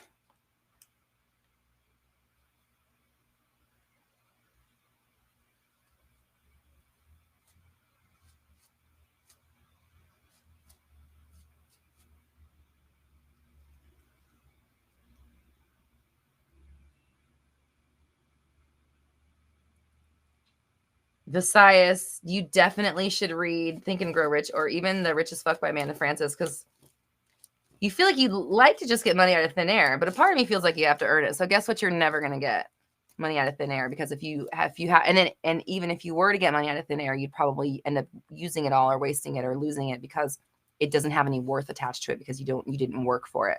So that notion needs to go. Please know says, I love how Roxy's so comfortable in her live right now. I could never, in all caps. Then you'll never. Say that you are comfortable and that you could, and then maybe you'll manifest that and get there.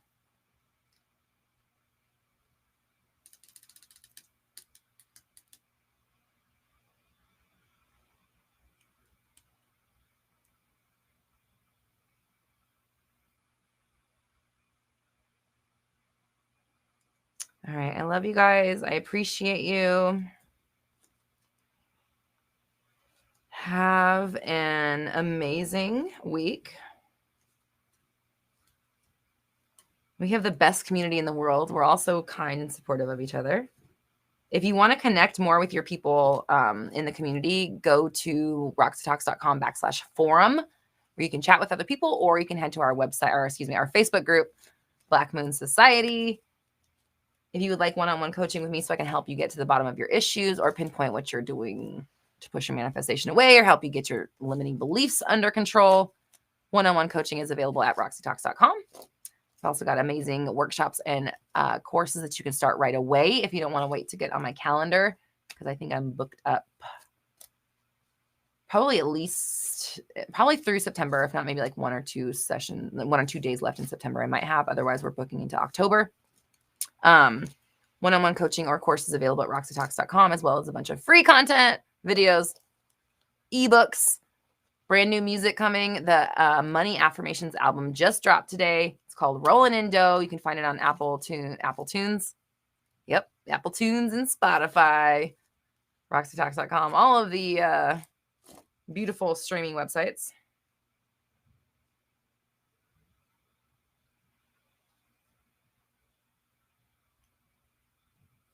And yeah, thanks, Dina. Don't forget to hit the like button. Please do.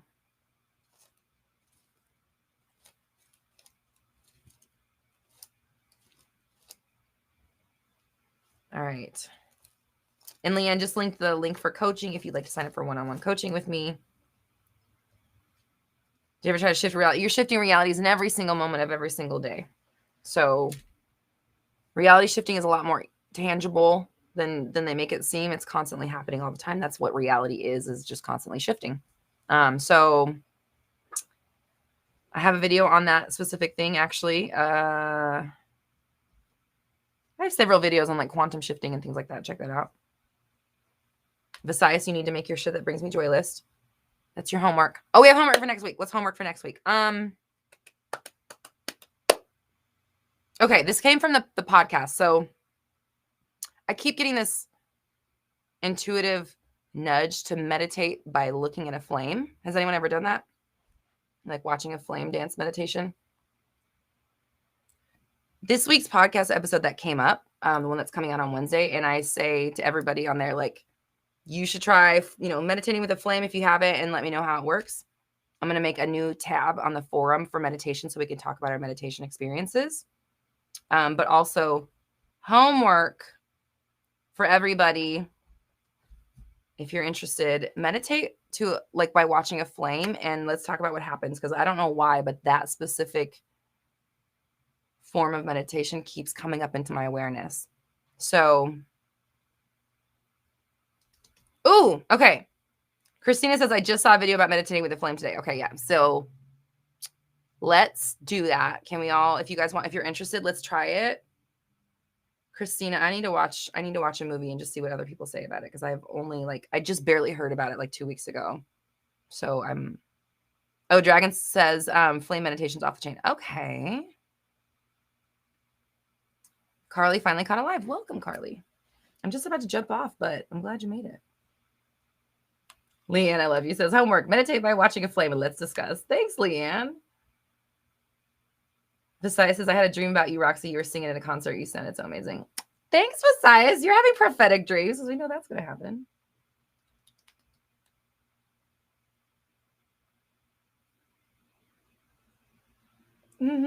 Dina's like, candle emoji. Okay. All right. So we're going to meditate by candle flame. Watching it. Don't touch. Don't touch it. Don't do anything with the flame except look at it. Please be very safe. Don't do anything with your flame and come back and tell me you did something dangerous with fire. I am not going to be responsible for that. That is on you. Keep your flame protected and intact. Use it smart. Don't go to sleep with your candle on. And yes, we're going to meditate by watching a flame together. And then we're going to come back. No play with the flame. Facebook group is called Black Moon Society. How many minutes of meditation? Abraham Hicks says like 15 to 20 minutes. I generally do 20 to 30 personally, but I usually listen to like a guided meditation or meditation music. I've never done this flame meditation. So what I'm probably going to do is put on some healing tones or meditation music and then light a candle. And then I'm just going to stare at it and see what happens. And I'll try to do it for probably 15 minutes or so. And I really want to know how everyone, what they get out of it. And we'll put a post on my forum on my website so we can talk about it. roxytalks.com/forum. And then look for the meditations tab. And I'm also I'll probably link the episode of when I talked about talking to my spirit guides in meditation, because that was pretty profound for me. First time that happened. Oh my God, Carly says, make sure it's a fall scented candle. Carly, I already stocked up. Thank you. Brown smell, that sounds weird, but like brown scent is my favorite. Like cinnamon, like maple and brown sugar is my favorite smells. So I love this time of year when all the candles smell like that. Okay. Oh, and Leanne linked the forum. Thanks, Leanne. Okay, cool. So we got homework, and somebody said that someone said they were working on trust. Oh, Alexis, I've been working on trusting myself and just got here and see that affirmation. There you go, Alexis. There's your cue from the universe. Trusting yourself has begun and is already underway and successful. Besides, thank you so much. I appreciate you very much. And thanks for being here.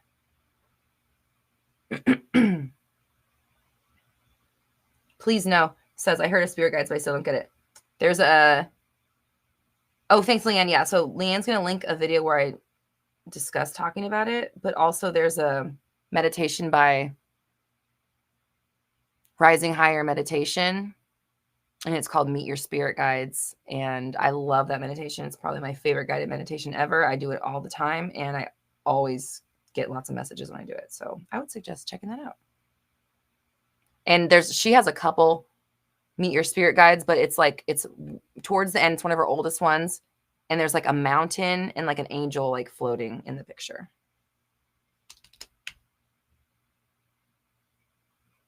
Oh my gosh, Amy says, once again, you're saying my story is everyone takes my shit away. You're knocking this off the roof for me. Fuck yeah, Amy. That's awesome. I'm glad you're getting some good value. Okay. All right. I really got to go. Christine says, can't wait till next Monday. Yes. Okay. So everyone's going to do their meditation by looking at a flame or fire. I mean, if you have a fireplace, that'd probably be even cooler. Ooh, Dina says, I did a self-love meditation by Rising Higher today, and damn, it was powerful. I honestly think that Rising Higher Meditation has the best guided meditations on the internet. I haven't done all the meditations on the internet, but all the ones I have done do not hold a candle, forgive the pun, to Rising Higher. Except when I start putting mine out, I hope to be as good as they are when my meditations come out. So, which might even be like next week. I might put the new one out. So I'm going to be creating new meditations. One of my goals is to have some really nice daily meditations that people can do right here on YouTube. I know there's so many meditations on the internet. I get really a lot of value from the Rising Higher meditation, so they have inspired me on how to conduct mine. So yeah, she just really knows how to do it. She really just, I don't know. I don't even get to the place that I get to with her with anybody else. Like, I just don't get to that same like open, expansive place where I'm hearing all that information. So Leanne says, let's manifest some Roxy meditations. They're super coming. I have one on deck already. I just have to, release things in some sort of order. But there's one coming very soon, potentially out next week. And there's going to be more coming as well. So I'm open to hearing your suggestions for specific meditations that you would like to do or to have. And we're just going to keep going and doing cool shit. So I am...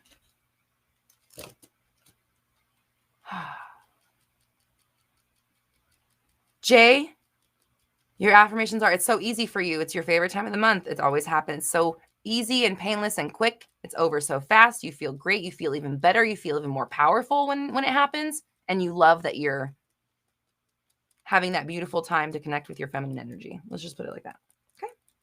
Okay. And please know is correct in what they said. It is as simple as that. So, all right. I love you. Oh, Bruja says a guided meditation on flipping thoughts. Leanne, can you please put that on our list? And I'm going to check y'all later. I love you very much. I appreciate you. Check out this week's podcast for money talk, as well as our brand new affirmations that just dropped on iTunes, Apple Music, Spotify, and all streaming platforms called Rolling Into. Oh, hold on. We got to. Yes. Green Snow says your new album is a banger, Roxy. Yes. Malachi, where are you today? We needed Malachi. I didn't text him. I don't normally text him before Mindset Monday, but I didn't today. I should have. So Malachi, we love you. Thank you for making us beautiful music. And these affirmations are really fun. Like they're dancey. They're very like movement oriented. They're fun. They're money oriented. You know, I'm saying all the words, but anyways, please go check out the new album, Rollin' in Dough, available on all streaming platforms and on my website, roxytalks.com, here in a minute once I get off the live stream. But anyways, I love you all. I appreciate you so much. Do your homework. If you haven't done your shit that brings me joy list, listen to last week's podcast episode so you understand exactly how to do it. Make your shit that brings me joy list. Come back tomorrow. Green Snow, I did more than say your name. I put you on the screen. And hey, green snow kind of sounds like money falling, so I'm down with that. Good timing. Check out the shit that brings me joy list. Make yourself a shit that brings me joy list if you haven't done it already. If you have, make sure you're doing one every single day and also using it when you need to get away from your 3D, when you're going too much in your head. Please, my favorite artist right now, Mariah Carey. I'm in a Mariah. I mean, I've always been a Mariah fan, but I'm just in a Mariah region of life right now. And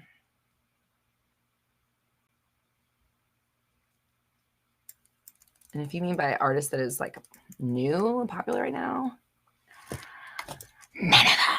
Okay. All right. She looks crazy. Okay, it's time to go. I need to get off the fucking thing. I love you guys. I appreciate you. Do your homework. I'll see you next week. Bye. Love you. Bye.